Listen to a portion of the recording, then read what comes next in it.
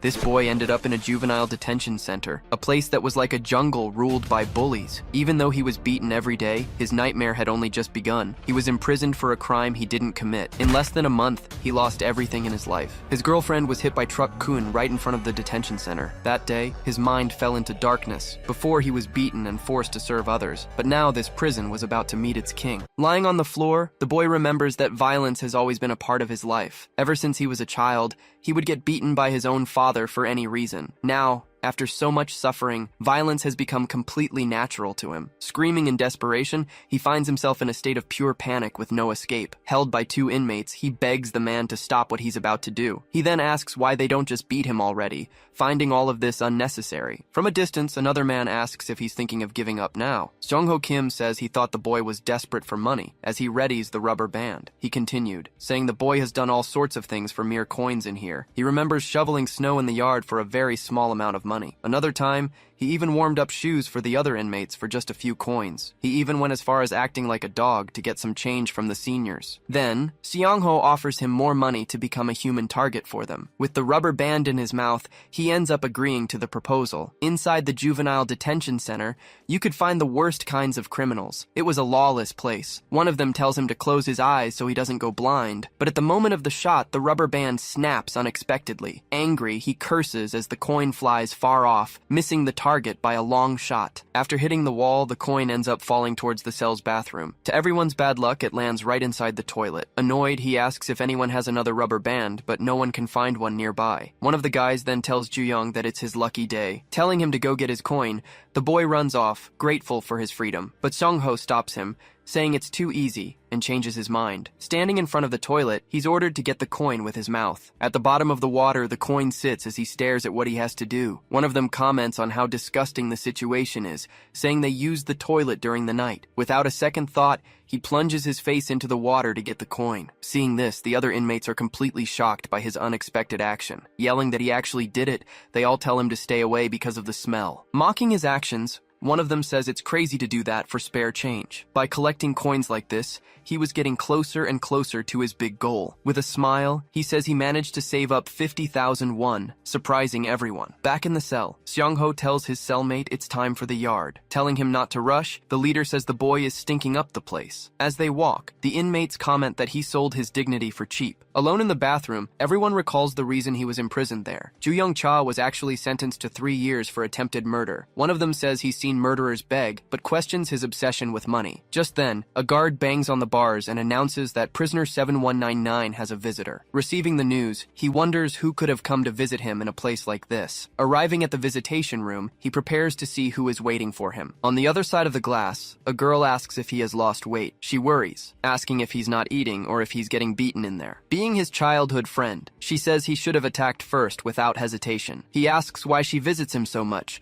commenting on the price of the bus ticket. Banging on the glass, she yells, asking if he thinks she doesn't have money. Showing him some jars, she asks why he sent them and where the money came from. Surprised, he says it was for her to keep, but she refuses the suspicious money. He then asks if she's talking about the promise they made before. She confirms, referring to their promise to move to Seoul together after school. Telling him to take care, she says she will look after all the money. At that moment, the visiting time ends, and they are interrupted by the guard. As she's leaving, she asks him to focus on getting released from that place soon. She also makes him promise not to overdo it and to take care of himself in there. The visitation room window then closes, ending the conversation between them. Seen from above, he is left alone in the room after his friend leaves. Remembering their promise, he remains determined to fulfill their agreement. Shifting to a flashback, he apologizes to Daeon in front of a hospital. Sitting next to her, he says it was all because of his father. Calling his father a monster, he saw his friend all bruised up in front of him. She then asks if he's really worried about her in this whole situation. Angrily,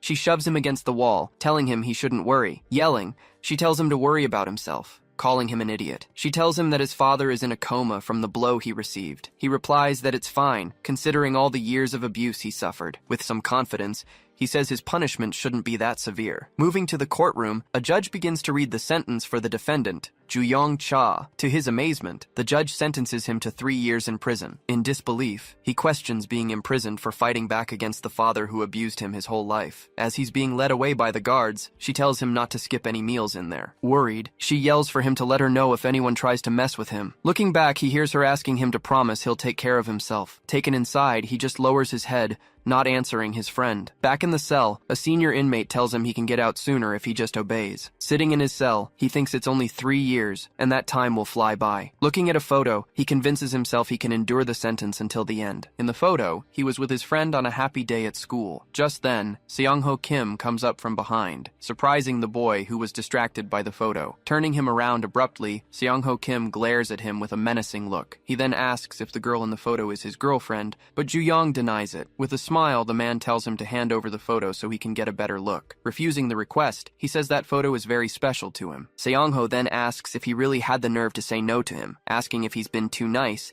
he prepares to strike the boy. He then takes a heavy blow, getting thrown to the side with the force. Changing scenes, a guard announces that cell 36 has a new inmate. Confused, the cell leader says he wasn't aware of any newcomers. At that moment, a new prisoner enters the cell with a very serious look. As he leaves, the guard tells the newcomer to keep his head down, because he'll be watching him. One of the inmates says he knows the new guy, completely surprised by his arrival. Pointing at the newcomer, he shouts that the guy killed 7 bullies from his school. Gyeom-ma was sentenced to 20 years for the murder of 7 people, the maximum penalty. As the door closes, everyone in the cell stares at the newly arrived prisoner. Ju-young is shocked, wondering if he really took the lives of 7 people. Seeing the situation, Seong-ho says there is absolutely nothing for them to fear. He continues, saying that even if he killed 7, any of them could take him on. Approaching him, he comments that if looks could kill, the new guy would indeed look like a murderer. Telling him they'll get along fine, he says the newcomer just needs to keep his ego in check. Extending his hand,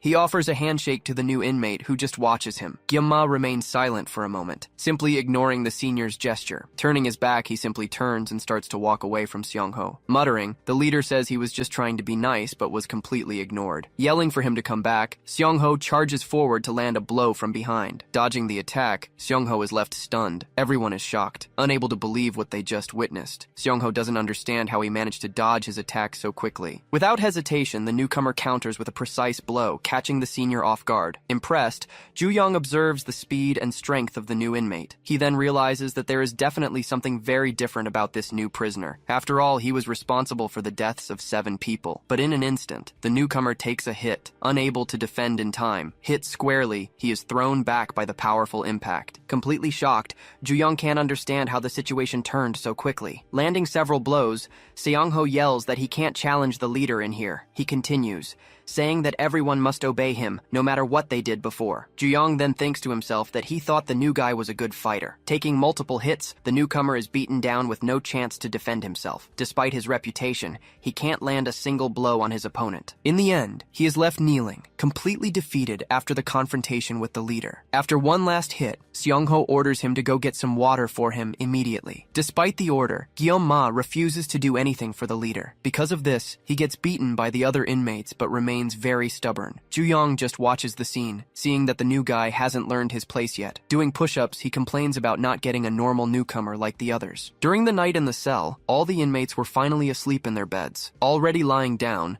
Gyeom-ma calls out to his cellmate to talk for a bit. He asks if Ju-young is stupid, telling him his life would be easier if he just obeyed. He says the leader is the strongest, which is why everyone stays quiet and follows orders. Ju-young tries to offer some advice, but the newcomer cuts him off before he can finish. The new guy then asks if he has always been a coward his whole life. The sudden question leaves Ju-young speechless, not knowing what to say. Turning to his side, Gyeom-ma mutters that he was just trying to help his cellmate. To Ju-young, the new guy could call him whatever he wanted. He didn't care. Remembering the past, he reaffirms that he will continue to follow his own path. Recalling the beatings, he remembered all the injuries he had ever suffered. For him, he had to live like a coward for now, enduring everything in silence. This would be his life until he could finally get out of that place for good. Changing scenes, his friend was complaining about the cold while waiting for the light to change. She remembered that Ju-young was very thin the last time she saw him. Hugging the lunchbox, she believed he would like to get some food from the outside. Even if he didn't admit it, she knew he was going through a tough time. Seeing the green light, she just hoped he was eating properly in there. there. Clutching the bag, she was sure he would love this simple meal. Crossing the street, she continued on her way to visit her friend in prison. Suddenly, a truck appears at high speed, coming right at her. Terrified, she freezes as she sees the lights rapidly approaching. In an instant, she is hit hard by the truck, which doesn't stop. Meanwhile, in the cell, Ju-young was asleep, unaware that she had been run over. On the street, the food she had carried with such care is scattered everywhere. The next day, back at the detention center,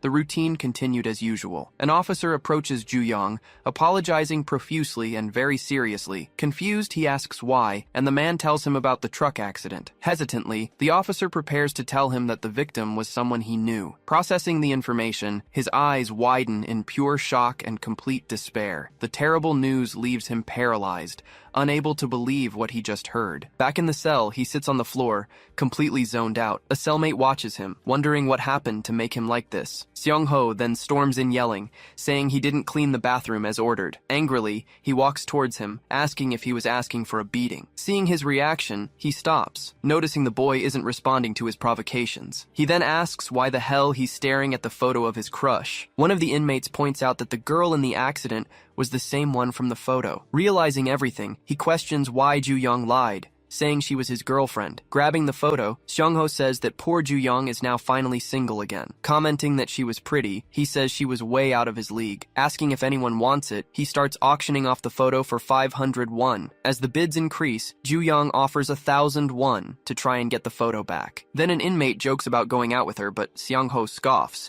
asking how he would do that. With a smile, he says he would have done a lot more than just go out with her. Calling him a psycho, the other inmates ask if he wants to extend his sentence. With his head down, Ju-young remains quiet, listening to all the taunts. In the corner of the cell, Guillaume sits and watches the whole commotion. He continues to stare at the group, analyzing the behavior of each inmate. Remembering their conversation, he had asked if Ju-young had always been a coward his whole life. The question had surprised Ju-young, who didn't know what to say to the newcomer. Back in the present, the new guy remains silent, just observing the scene unfold. Ju-young then says that the photo is now very valuable, surprising Guillaume with his comment. Seong-ho says he might just keep it, preparing to strike the boy, but Ju-young lands a solid punch, completely surprising the cell leader. The impact sends Seong-ho flying to the cell floor. With his head down, he stands still as the dust from the attack slowly settles. Seeing this, the other inmates are completely shocked by his unexpected action. Lying on the floor, Seong-ho cries out in pain, not understanding how he got hit like that. Then he lifts his face and glares at Guillaume, who was watching from a distance. Shifting to the workshop, the inmates were doing their manual labor like any other day. Just then, Ju-young approaches and asks Guillaume not to tell anyone what he's about to say. He reveals that his father is actually the right-hand man of a major gangster. Telling him about his past, he says he was beaten by his father ever since he was a child. He continues, saying he had no choice but to endure it because he was his father. But he pauses, preparing to tell him what made him fight back. He then explains that one time he ended up losing control of the whole situation. Guillaume listens attentively to the story, understanding the reason for his imprisonment. It was the day his father hurt his friend for no reason at all. Taking the hit, Seong-ho curses the boy, feeling the strong impact on his face. Yelling at the others, he orders all his buddies to grab Ju-young immediately. But he realizes he gained one thing from the years of abuse from his father. Fighting against everyone, he shows that over time, he had learned how to fight. With a clenched fist, he faces the inmates, ready for whatever comes next. From a distance, Guillaume just watches the fight, analyzing every move from both sides. Lying on the floor, he apologizes to Ju-young, seeing all the defeated inmates around him. Desperate, Seong-ho offers money, asking how much he needs to stop the beating. With a smile, Ju-young says that the money might have been tempting at another time, but now, he says he doesn't need it anymore, and then he starts landing multiple blows on the senior without any mercy. With a final punch, he hits the senior's face with great force, and Ju-young says he no longer has any reason to leave this place. Powerless, Seong-ho just takes the beating, unable to defend himself from the blows. With his fist raised, he yells that he has no reason to hold back anymore. In a flashback, his father ordered him to follow in his footsteps and join the gang. Making him repeat the exercises, his father watched him without any pity or hesitation. He struggled to get up from the floor after the heavy, exhausting training. Thrown to the ground, he would hear his father tell him to try again and again. Down once more, all he could hear was his father's endless screaming. Beaten every day, he was forced to train until he couldn't stand anymore. Even on the ground, his father would ask if that was all he could do. He always said the boy needed to become stronger for what was to come. Only then could he finally earn the huge dragon tattoo on his back. Seeing his anger, His father said he looked alive for the first time in years. Channeling his rage, he learned to aim for the eyes of the dragon that haunted him. Back in the cell, the door is thrown open by the prison guards. The guards then shout, asking what the hell is going on inside the cell. Stunned, one of them is left speechless by the scene before him. In the middle of the room, Ju-young stood surrounded by the bodies of the other inmates. When questioned by the guard, he confirms he was responsible for the whole mess. With a bruised face, he takes the blame, saying he was the one who did it. Transferred to solitary confinement, he now spent his days completely alone in his cell. Sitting on the floor, he looked at the photo he had cherished so much. Remembering the past, he recalled an important conversation with his friend Dayan. In a flashback, she was saying how terrible it was what had happened to him. She then asked if his father had beaten him right before the first day of school. Worried, she couldn't believe that had actually happened to him. In front of the new school, the two were getting ready for their first day. Even though he said he was used to it, she yelled that it wasn't normal at all. Angry, she says she's going to have a talk with him, but he reminds her of the promise. Grabbing her arm, he says she promised she would never come to his house. He goes on, saying if she broke it, he'd call her a loser forever. Ashamed, he says that if he had a real home, he would welcome her with open arms. Then she mentions Seoul, leaving him completely confused by what she said. She then reveals that's where she's going to live after finishing high school. Saying she's tired of living at the orphanage, she can't stand this small neighborhood anymore. Full of plans, she says she'll go to college, get a job, and buy everything. He then comments that he didn't know she was so materialistic, but she confirms she always has been. Hearing about Seoul, he realizes that if Daeon leaves, he'll be completely alone. The thought of being alone leaves him completely stunned, not knowing what to do. Turning to him, she asks if he'll go with her, surprising him. Holding out her pinky, she asks him to make a promise with her right there. The two then seal the promise, agreeing to go to the new city together. Jokingly, she warns him that if he breaks the promise, she'll call him a loser. Just then, a photographer asks if they're a couple and if they want to take a picture. Getting ready for the shot, the man starts the countdown to take the picture. And that's how the photo he cherished so much in prison was taken. Back in the present, the solitary confinement hallway showed his complete isolation. The cell door then closes, locking Ju-young alone with his memories. Furious, he punches the wall, feeling guilty for his friend's loss. He then thinks that she wouldn't have been there if she wasn't coming to visit him. Unleashing his anger, he hits the wall with a blow full of force and hatred. Continuing the blows, he can't stop blaming himself for the accident. With a final strike, he hits the wall, venting all his frustration and pain. Seeing his bruised hand, he remembers she's gone forever because of him. Looking at the photo on the floor, he cries, realizing it all happened because of him. Just then, a guard knocks on the door, calling for prisoner 7199. The guard says he's sorry for his loss, but stops him from hurting himself any further. He then tells Ju-young he's done enough and doesn't need to do this anymore. Telling him to calm down, the guard says he hasn't eaten anything since yesterday. Even as the guard says life goes on, Ju-young sits on the floor, heartbroken and sad. On the floor, he just apologizes, feeling guilty for his friend's loss. Alone in his cell, he keeps apologizing, unable to accept the situation. Meanwhile, in the cafeteria, Guillaume Ma was eating, watching the other prisoners' routine. One of the inmates asks if Guillaume Ma heard about what happened recently in the prison. Another prisoner says Ju-young was sent to solitary for beating up everyone in his cell. He goes on to explain the fight started because of his girlfriend who died in the accident. The inmates then comment that he did the right thing, defending his girl's honor. Just then, a man approaches their table, getting everyone's attention. The prisoner laughs, commenting that it looks like they're getting a new leader around here. But the man attacks him, slamming his face hard into the food tray. One of the inmates then says it looks like he was having a lot of fun. With a smile, the man looks at them, introducing himself as Jongchan Park. He asks if the inmate wants to share the fun, but glares at him angrily. Grabbing his head,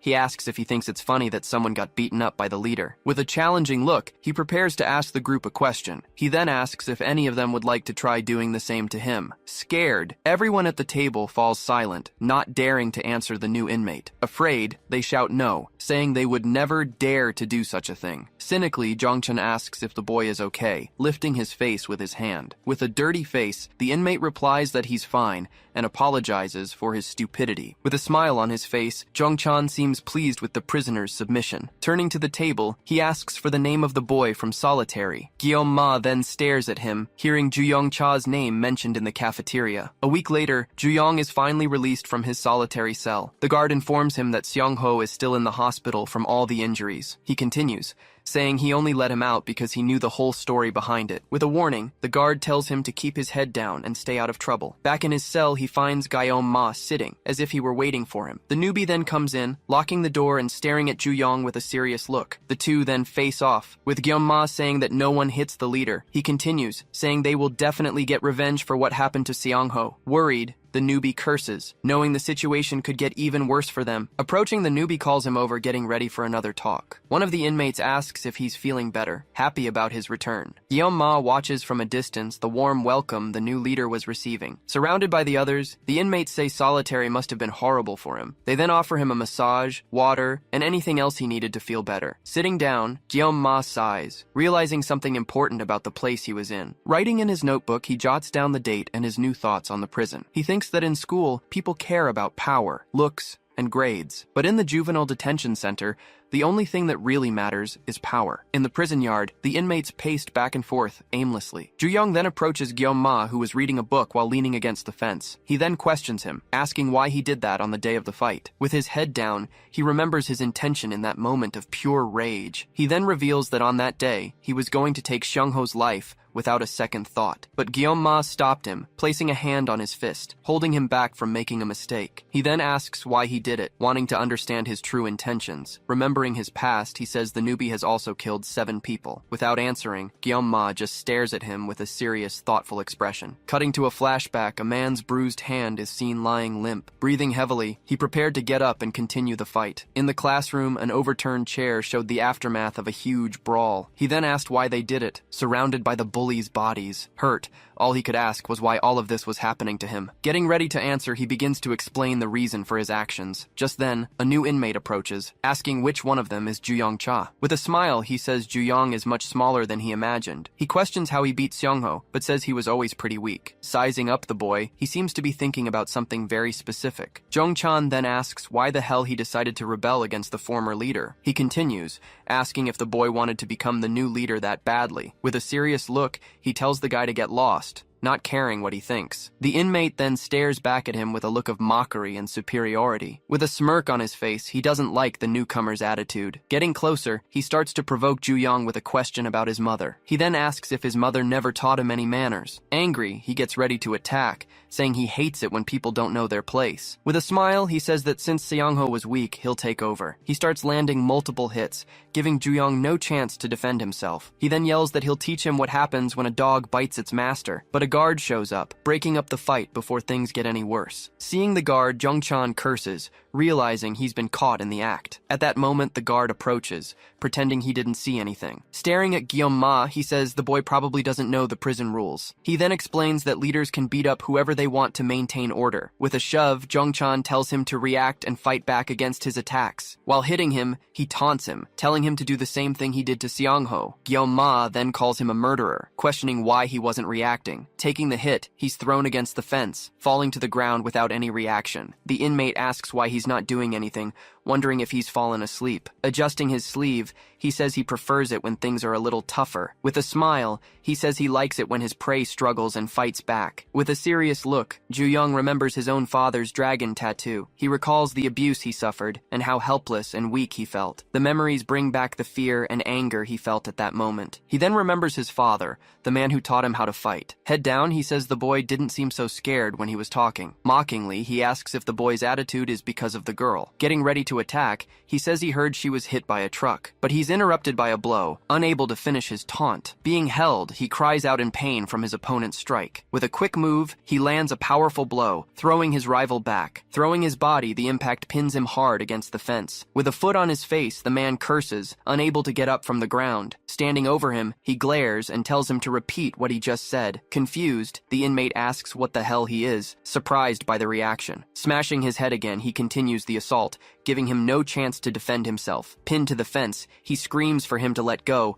but he's completely ignored. With another blow, he smashes his rival's face hard against the fence. Grabbing his arm, Ju-young prepares for his next attack. Twisting the tattooed arm, he increases the pressure, causing his rival more pain. Screaming, the man begs him to stop, asking what he's doing. With a snap, he breaks his opponent's arm, finishing his move. Hearing the scream of pain, Guillaume watches the scene with a serious expression. With multiple blows, he keeps attacking his rival, not stopping for a second. Screaming in pain, the man is pressed against the fence, unable to defend himself. With his rival on the ground, he observes the result of all his rage. Staring into space, he prepares to attack his opponent again. In a flashback, two women were talking about how the boy's father was a famous gangster. Watching him from a distance, they judged him as the biggest problem in the whole neighborhood. With a bruised face, he always kept his head down, avoiding any trouble. Arriving home, he opens the gate, bracing himself for another day of suffering. As he enters, he hears strange noises like something is being broken inside. He then hears a scream, wondering if someone was in danger in his house. Running, he recognizes the voice and wonders what was happening inside. With a look of hatred, his father glares at him, seeing that he had finally arrived. In the middle of the room, Daeon was on the floor, and his father called his name. He then asked if the girl on the floor was his dear friend. Shouting her name, he runs to help, desperate about her condition. His father then explains that she broke into the house and had the audacity to confront him. She told him not to lay another finger on Ju-young, and that it would be better if he just disappeared. Recalling the conversation, she threatened him, saying she'd have a talk with his father. Angrily, he says that's why he had to teach the girl a lesson. Furious, he clenches his fist, preparing to finally react to the provocations. He thinks about how he was always good at keeping his head down and avoiding trouble, but his father tells him to warn the girl that things would be different. He goes on, saying that if she ever spoke to him like that again, something would happen. That day, he remembers fallen flowers on the ground, like an omen of what was to come. The flowers on the ground reminded him of life's fragility and the imminent danger. Angrily, he threatens her, saying he'd send her to the same place as her parents. The image of his friend on the floor made him lose his mind, but he simply couldn't take all that abuse and violence anymore. At the hospital, the doctor informs him that his father is in a coma because of the attack. Unfortunately,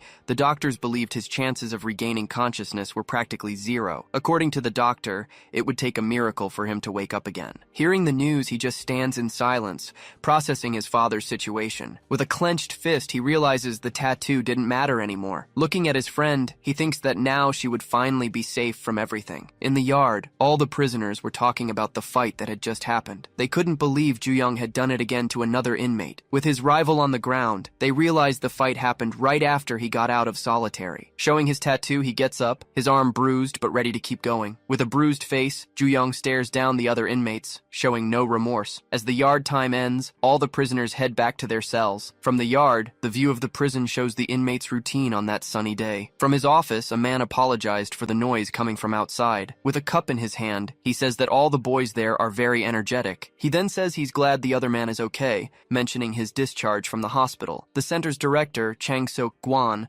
offers to help in any way he can. With a serious look, he prepares to ask the man an important question. He then asks which prisoner he was visiting at the detention center that day. Back in the cell, all the prisoners were sitting in complete silence. With serious looks, Guillaume Ma and Ju-young stare at each other in silence. Writing in his diary, Guillaume Ma jotted down his thoughts about his cellmate. He then thinks that he ended up in the same room as a complete and troubled lunatic. Just then, a guard calls him by his prisoner number, 7199. With a smile, the man tells the boy to follow him out of the cell. With a bruised face, he hears that he has a visitor waiting in the meeting room. Walking down the hall, the guard escorts him to the scheduled visit location. He then wonders who could possibly want to visit him in such an isolated place. He thinks about how his mother abandoned him, and he lost touch with his relatives. With no one in mind, he questions who the mysterious visitor could be. The guard then takes him to the director's office, leaving the boy confused. He wonders why he was being taken there instead of the visitation room. Nervously, he braces himself to find out the reason for this unexpected visit. Sitting on the couch, a man says it's been a long time since they've seen each other. Surprised, he can't believe who is standing in front of him. He then remembers his father, the man who haunted his memories. With a smile,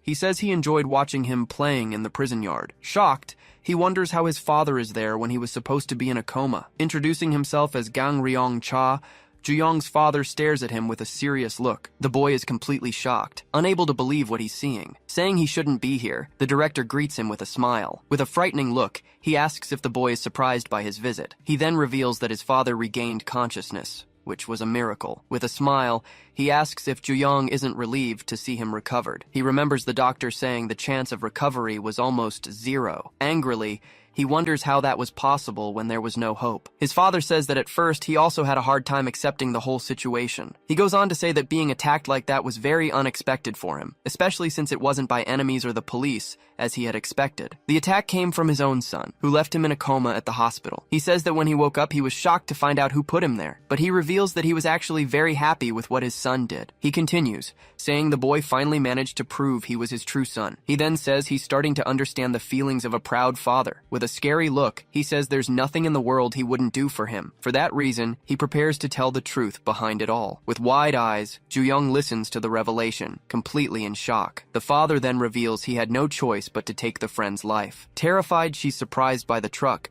with no time to react to the danger. Hit, she's thrown a great distance by the strong impact of the high-speed vehicle. The food she was carrying with so much care scatters all over the street. Lying on the asphalt, she is seriously injured after the terrible and unexpected accident. Struggling, she tried to stay awake, breathing with great difficulty on the ground. Approaching, a person appears and stops beside her, watching the accident scene. With her last bit of strength, she asks for help, but the man just watches her in silence. Without helping, the man just watches her, walking away and leaving her behind. Stuttering, she couldn't believe who was standing in front of her. The man she saw was Ju-young's father, standing there watching her. With a smile, he says she looks like she's seen a ghost. He then recalls how she said Ju-young would be better off without him around. He continues, saying that parents should do anything for their children, just as he will. Taking a step, he prepares to show what he is capable of. Turning his back, he seems to think about what he'll do next to the girl. He says she would never understand a father's love being an orphan. Continuing the taunt, he says she never knew her parents' love. Back in the room, he says he always thought him a weakling who wouldn't fight for anything. But that day, he saw the true potential his son was hiding inside. He then reveals that the girl was the key to unlocking all that power. With a sad look, Ju-young laments, wishing he had realized it much sooner. He then says he killed the girl to help him reach his potential. With this revelation,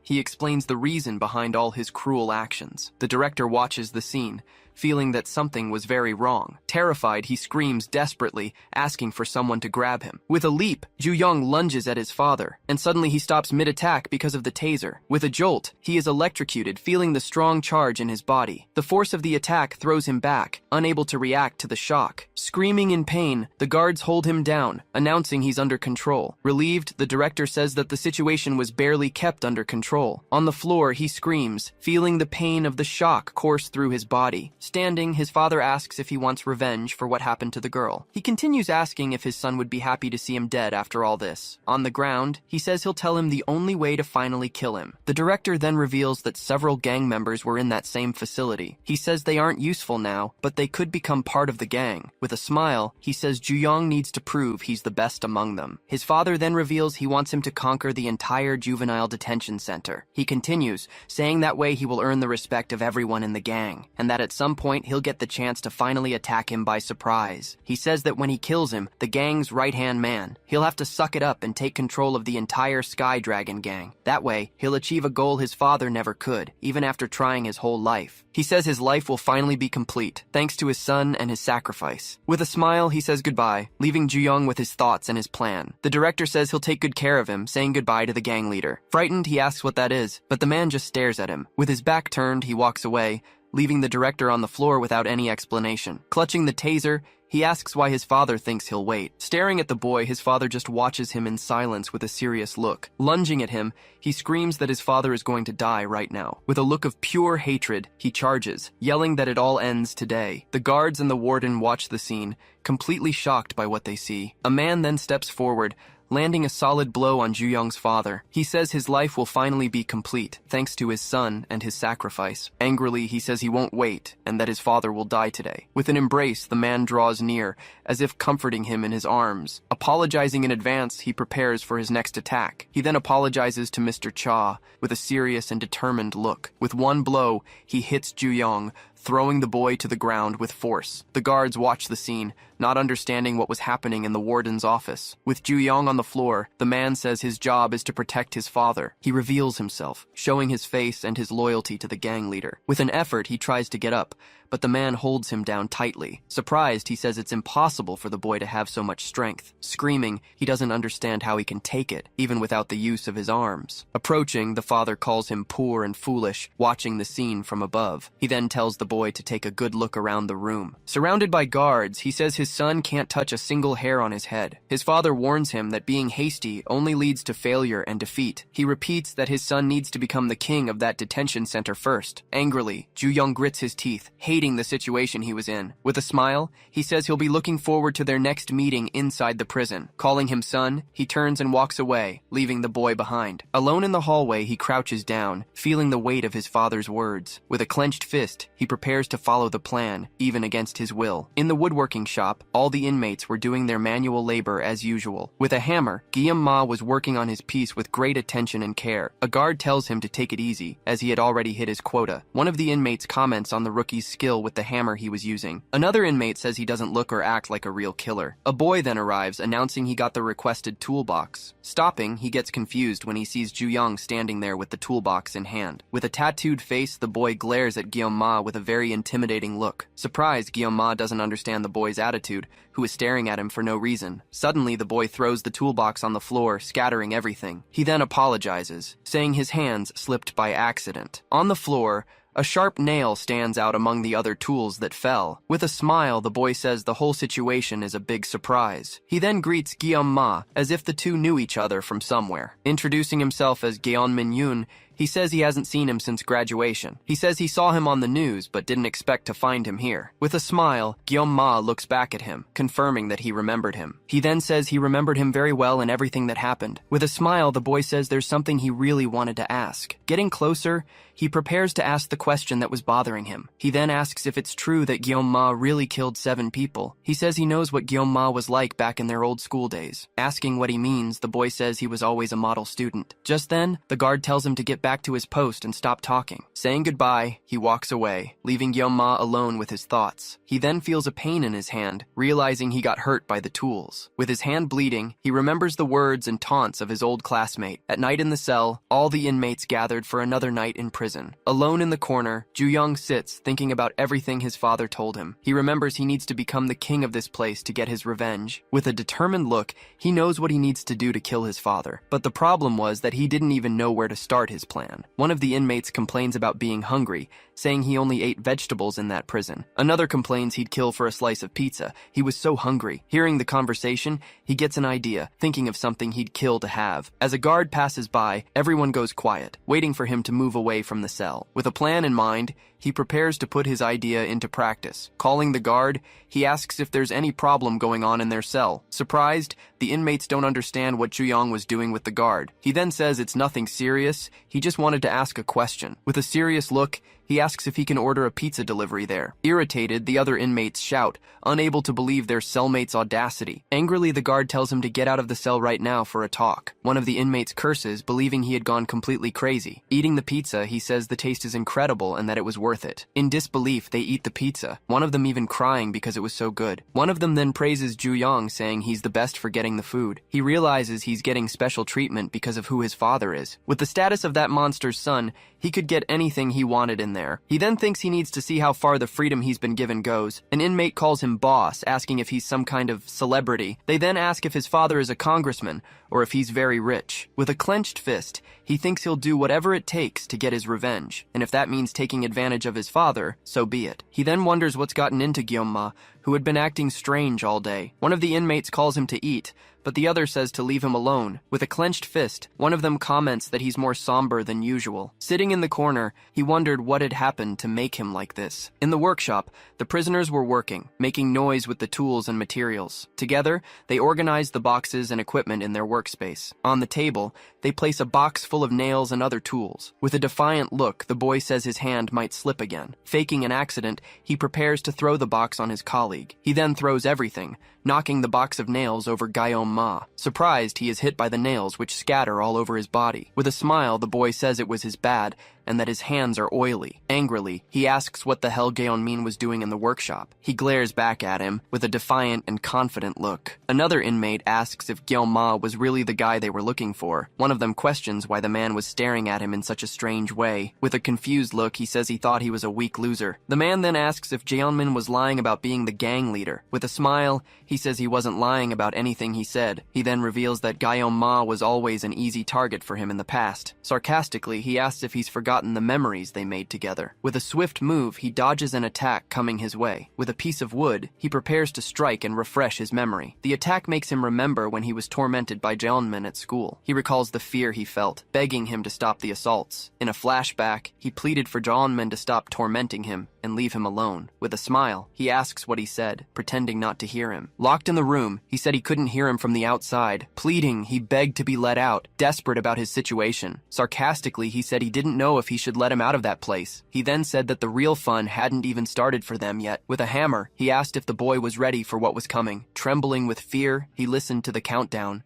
Unable to do anything, with the hammer raised, he prepared for the attack, ending the countdown. The scene shows an empty chair, symbolizing what was about to happen there. Trembling, his legs couldn't stop, showing his complete terror. With a smile, he asked if that helped refresh his memory. Back in the present, all the inmates turned to Gyeonma, who was silent. One of them then mocks him, saying he was shaking and calling him weak. In disbelief, the man picks up the nails from the floor with his hand, calling him an idiot. He says it's impossible for him to have killed anyone, underestimating him completely. Holding the man's hand, he doesn't care about the nails that hurt him. With the noise, the nails fall to the floor, and the other inmates watch the scene. Letting go of his hand, Jeonmin stares at him, still shocked by his unexpected reaction. At that moment, Ju-young asks if by any chance he wants to see what happened. With a threatening look, Gyeonma asks if they want to see how he did it. Grabbing his face, Gyeonma doesn't understand what's happening. The guard then orders them back to their posts, ending the argument. Pulling his hand away, Gyeonma backs off, ending the fight that almost started. One of the inmates complains,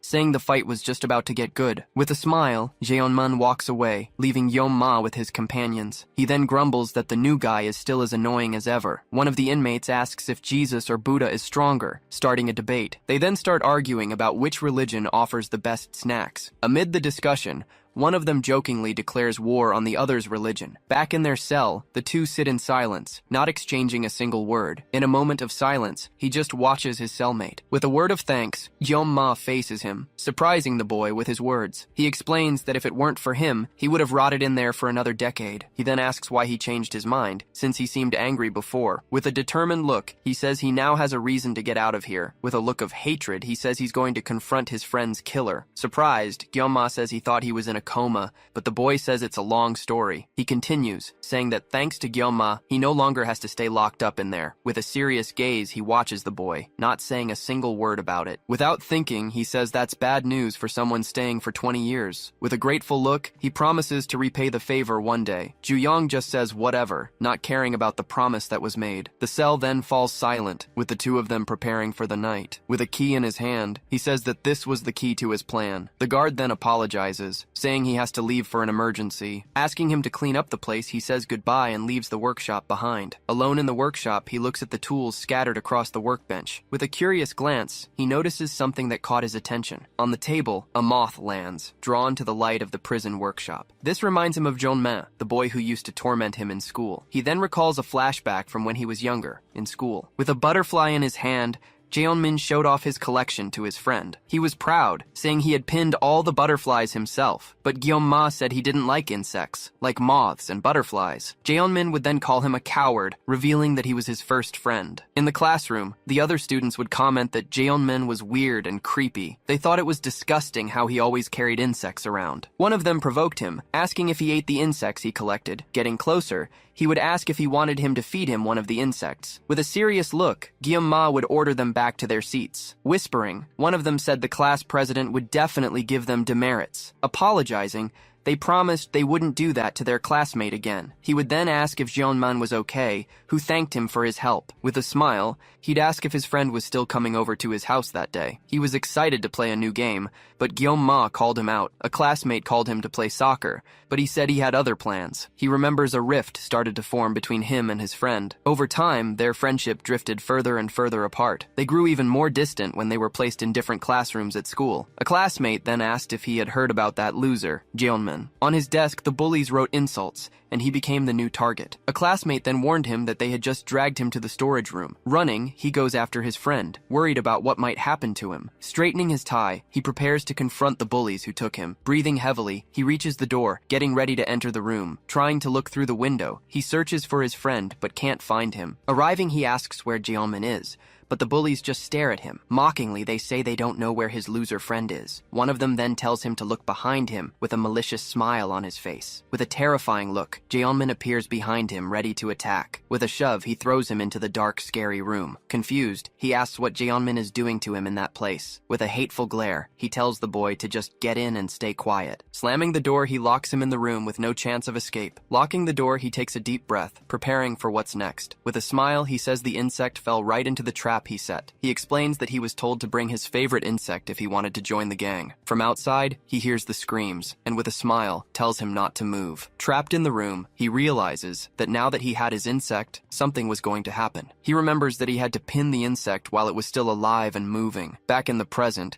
he wondered why people liked butterflies. He then says the moth reminded him of how he used to be. With a squeeze, he crushes the moth in his hand, a look of rage on his face. With a clenched fist, he blames Jeonman for everything that happened to him. Confused, Jeonman asks what he's talking about, playing dumb. He says he knew he was planning to pull away just to stab him in the back. To him, he was a disgusting moth, while Gyeom-ma was the favorite butterfly. Ever since he came to that conclusion, he says every day has been torture.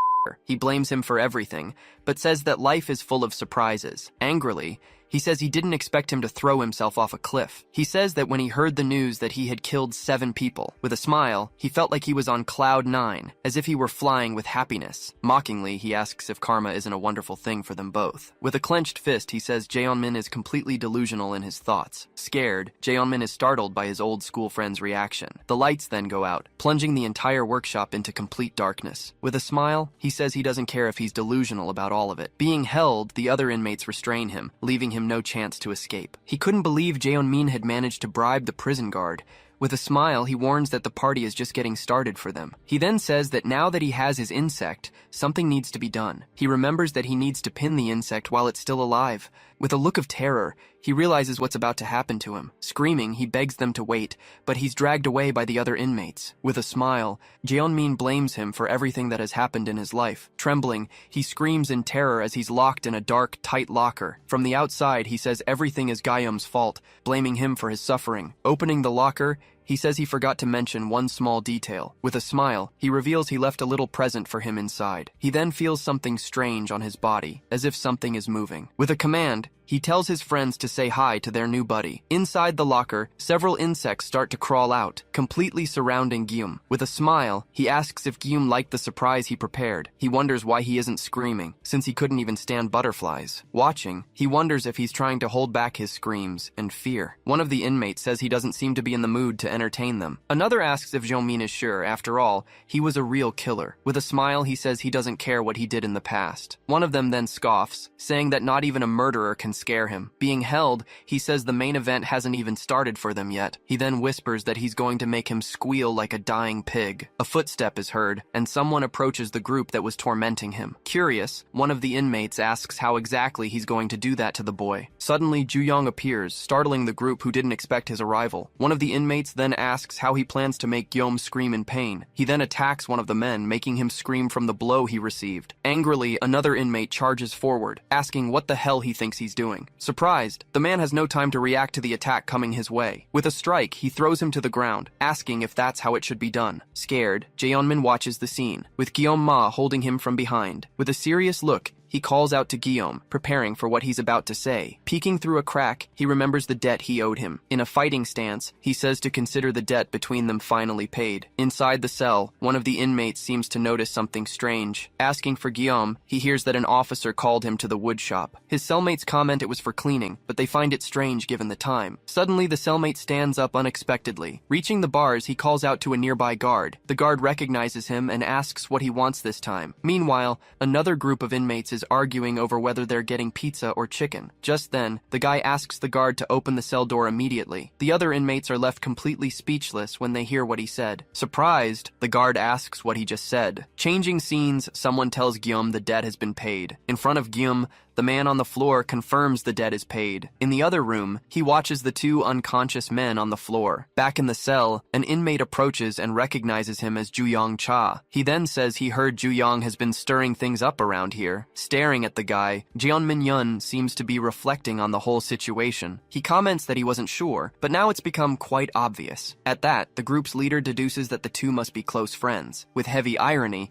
the other inmate shouts that he's jealous of their friendship. Finding it funny, the big guy tells Jeonmin he's pretty amusing. Turning to Juyong, he says the guy seems like a loyal friend. Then he asks if Juyong wants to be his friend too, preparing for a strike. Moving his foot quickly, he gets into position to counter the imminent attack. Caught by surprise, the attacker suddenly finds himself upside down. With a single move, Juyong executes a throw and flings him over. Thrown with force, the man crashes hard onto the floor. Looking down, Juyong says he'd prefer something else before being friends. On the floor, the big guy hears him finish, saying he'd rather die. Turning next, he gets the attention of the scared, blonde inmate. Just then, Guillaume shows up and says he went a little overboard with the force. Juyong turns his head and directly asks the reason for all this. Repeating his words, Guillaume questions if he really thought it was an exaggeration. He then yells, asking if Juyong is kidding him. Outraged, he asks if Juyong has any idea of the hell he went through. Guillaume explains that the man acted as if he were his only childhood friend, but in reality, he was planning to backstab him the whole time. With a serious look,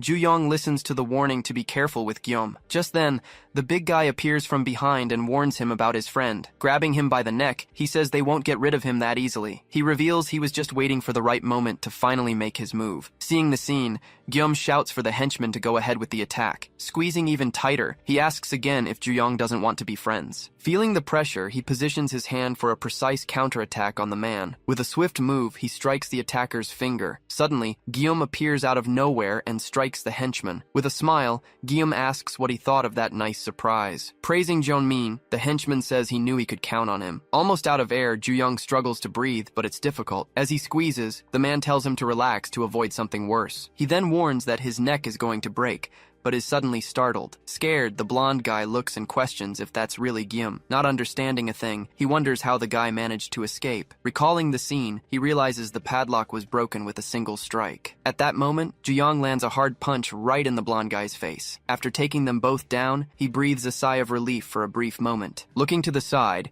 he says the situation almost got out of control. The henchman struggles, trying to free himself from the chain around his neck. He then yells that Juyong isn't strong enough to hold him there. Pulling the chain with all his might, he gets help from another inmate. On the floor, the blonde guy tells them to keep pulling harder. Smiling, he says he already warned them about what would happen. Juyong is completely shocked as he hears him tell the other one to relax. Pulling the chain, he warns that the man's neck is going to break. Being choked, his henchman starts to lose all his breath. At that moment, a drop of blood runs down the metal chain. He then tells the henchman to relax, unless he wants to die right there. The man struggles violently, but he can no longer breathe. With one last pull, he finally drops the henchman onto the warehouse floor. Exhausted after the fight, he slowly tries to catch his breath. Standing in front of the man, he stares at the fallen henchman. Turning towards Guillaume, he stares at him with a serious look. Seeing him approach, the guy desperately begs him to wait. He yells that he's the victim, saying he was forced to do everything. Desperate, he says he only tried to defend himself and that he did nothing. Facing the blonde guy, he stares him down with a dark expression. With one blow, the blonde guy falls hard to the ground, screaming loudly. On his knees, he desperately begs for Guillaume's forgiveness right then and there. Admitting he was stupid, he continues to crawl across the warehouse floor. Asking to forget everything, he hears Guillaume answer with a blunt no. Guillaume then says he never considered him a loser like he claimed to be. Completely shocked, the guy asks what he means by that. Guillaume then says that Jeonmin ruined his life by playing the victim. He confesses he thought about killing him since it wouldn't make much of a difference, but he adds that he doesn't think he hates him that much. Guillaume then remembers that the two of them used to be friends back in the day. Hearing that, that, the blonde guy cracks a very strange and creepy smile. Remembering the past, a scene of their friendship is shown. Laughing in his face, the blonde guy calls him a coward. Just as he's about to threaten him, he gets hit and says that really hurt. Then, Ju-young takes down the other inmates with a series of quick blows. On the floor,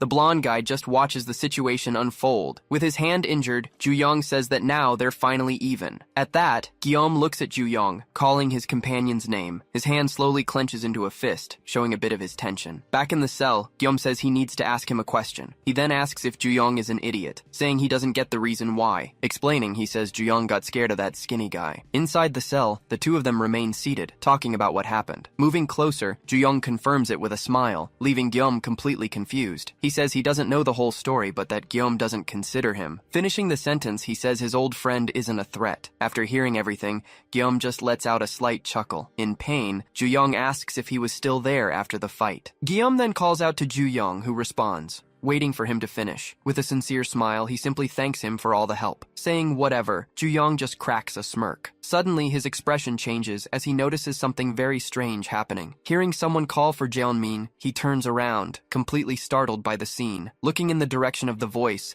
he tries to figure out who the new person is. Just then, a man says he didn't give anyone permission to leave the room. Staring everyone down, the new inmate has a far from friendly expression. He then says there was a cockroach, landing a hard blow on the other guy. Continuing the assault, he yells that he was scared and nobody helped him. Shocked by the scene, Ju-young and Guillaume watch all the unexpected violence unfold. On the floor, Jeonmin remains unconscious, unable to even react. Complaining that he got dirty, the man looks at his own bloody hand. Pacing back and forth, he says he hates germs and feeling dirty. Then he lunges at Ju-young and suddenly grabs him. He then uses Ju-young's clothes to wipe all the blood off his hand. Asking what he thinks, Ju-young stares at him, completely unfazed. He gets closer and asks if he looks clean now. Insisting, he demands Ju-young answer if he looks cleaner now. In that instant, a tense silence falls over the entire warehouse. With a serious look, Ju-young answers no, saying he's still dirty. The man is completely shocked by the response. Guillaume just watches the scene, surprised by his companion's reaction. Gritting his teeth, the man's face twists with pure rage. Yelling that he's dirty, he lunges at Ju-young with a punch. Suddenly, a guard appears and orders everyone back to their rooms. Startled, the guard asks what they were all doing in there. Looking closely, he focuses on prisoner Ju-young's identification number. Repeating the number, he approaches, staring at Ju-young strangely. Getting very close, he says the number 7199 one more time. The scene changes. Two men are watching others play ball in the prison yard. Ju-young then asks why, looking around, completely confused. He adds that everyone is sitting next to him outside his room. With a smile,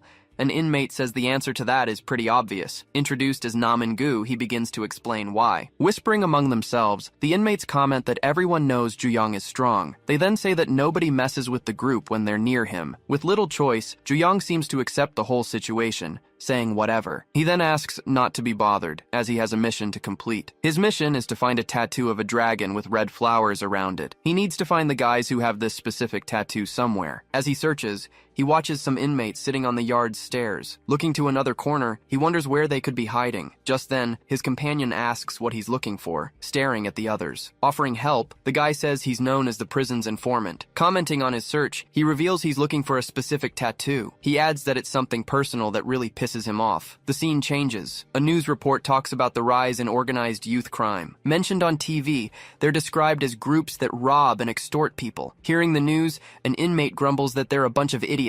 Another then says those criminals deserve to rot in jail until they die. Sensing the mood, the inmate next to him just says the comment was harsh. Trying to break the ice, he says the place doesn't only have bad people. With a smile, he says he'll tell them why he's in prison. He begins by saying there was once an incredible restaurant in his neighborhood. As a loyal customer, he loved the place's sauce and pasta. One day, a politician's son showed up, doing whatever he wanted. With several goons, the man sits down and just stares at the owner. Laughing, he says the owner must be kidding him. Complaining about the dumplings, he says they were supposed to be made of rice. Outraged, he starts breaking everything, yelling about the wheat dumplings. He then smashes a picture frame that was on the restaurant's counter. In the middle of the chaos, the guy shows up and hits the aggressor with a single blow. Facing the aggressor, he says he heard about the problem with the dumplings. He says that in the end, he won the fight, becoming a legendary hero. Regretfully, he explains he ended up here because the aggressor told his father everything. At that moment, a companion interrupts him and asks if he's lying again. Laughing in his face, the other inmates reveal his nickname is Namin Goon. He still insists his stories are true, but nobody seems to believe him. Guillaume then comments that he'd be an idiot to believe that story again. Suddenly, Ju-young surprises everyone and says he believes his story. Completely shocked, Namin stares at him, not knowing how to react. In his thoughts, he compares his life to the relationship between ants and aphids. That was the exact nature of his relationship with all the bullies he had ever known. He then reflects that he has spent his entire life sucking up to the strongest. Thinking about Ju-young's words, he believes the new leader likes him. Smiling, he concludes that the new prison boss likes him a lot. Now his plan is to become his right-hand man and lay low until the end. Thinking about the chance for a peaceful life, he continues working in the garden. Digging the dirt with a smile, he seems quite excited about the new task. Suddenly, something splashes on his face, leaving him completely confused. Looking up, he sees a man with an expression of disgust and pain. Holding his own face, the man asks what all this filth is. He then screams desperately that it stinks, leaving Namin in shock. Cutting to a flashback, the man says he got dirty because of the lies. In the memory, he is seen forcing something into the mouth of a person on the ground. He then finishes by saying he's going to clean that liar's dirty mouth. Back in the past, Namin thinks he never wanted to meet his old leader again. Rubbing his face, the man was screaming about germs and his face rotting. Seeing what's coming, he apologizes for not being careful. With a terrifying look, the man asks if he looks clean now. Afraid, he says yes, that the man is clean and shining. Then the man shows a bottle of pesticide and asks if that's really true. Saying he'll let it slide, he sprays the pesticide right in his face. Screaming in pain, Namin puts his hands on his face, feeling it burn. Fallen on the ground, he thrashes and screams in agony because of his eyes. Standing in front of him, the man says he actually came to ask for a favor. Still on the ground, Namin hears him say a prisoner's number. In a memory, the man repeats the same identification number over and over. He then asks if the prisoner with that number is in the same room. Namin remembers that this is Ju-young's own identification number. Furious, the man says the other inmate called him dirty. He asks if Namin knows how hard he tries to stay clean. With a terrifying look, he stares at Namin, who seems to already know what's coming. Opening his shirt, he asks for help disinfecting his body with the pesticide. At that moment, Namin sees the dragon tattoo with flowers he was looking for. Back in the cell, someone is on the floor counting push-ups out loud. Reaching the 100th push-up, Ju-young finally finishes his nightly exercise routine. Finishing his workout, he thinks that he still hasn't found the tattoo. The image of that dragon with red flowers remains his only goal here. Impressed with the workout, Namin watches Ju-young finish his entire set. He then compliments Ju-young's form, saying you can tell he used to work out. Offering some grape juice, he explains it will help his body recover. Although suspicious, Ju-young takes the cup and thanks him for the drink. He then stares at the purple liquid inside the cup, analyzing the strange drink. With a very serious look, he turns and calls Namin directly. Remembering the pesticide, he asks who gave him that product. Holding the cup, he asks who gave him the poison to mix into the juice. In a flashback, Namin is seen being held down on the floor by several inmates. His former leader says he's all dirty now because of everything. Screaming in anger, he blames him for the lies that made him filthy. He then warns that he'll have to clean his mouth out for this. Announcing it's time to sanitize, he prepares for drastic action. Namin thinks that the first room he was sent to was a complete hell. At that, the man despairs and screams, asking what he did. The victim chokes on the floor as the torture scene continues in the flashback. Frantically cleaning the floor, he says the place was ruled by a demon. Back in the present, Ju-young calls out to Namin with a very serious and direct look. He then asks who gave him the pesticide on the shelf to mix into his drink. Desperate, Namin tries to deny it, saying he bought the juice with his own money. His cellmates doubt him and tell him to drink it first to prove it's safe. Ju-young asks if there's a special reason for giving him that juice out of nowhere. Afraid, he wonders if Ju-young suspects him of something too. Reflecting on his lies, he understands it's fair for Ju-young not to trust him. Suddenly, to his surprise, Ju-young simply tilts the cup and drinks it all. He gulps down the juice in one go, leaving Namin speechless. Saying it was good, Ju-young thanks him and hands back the empty cup. He then tells everyone to go to sleep, as they have group cleaning tomorrow. Namin is paralyzed, wondering if that really just happened. In his thoughts, he regrets not putting the poison in directly without testing it first. Remembering before,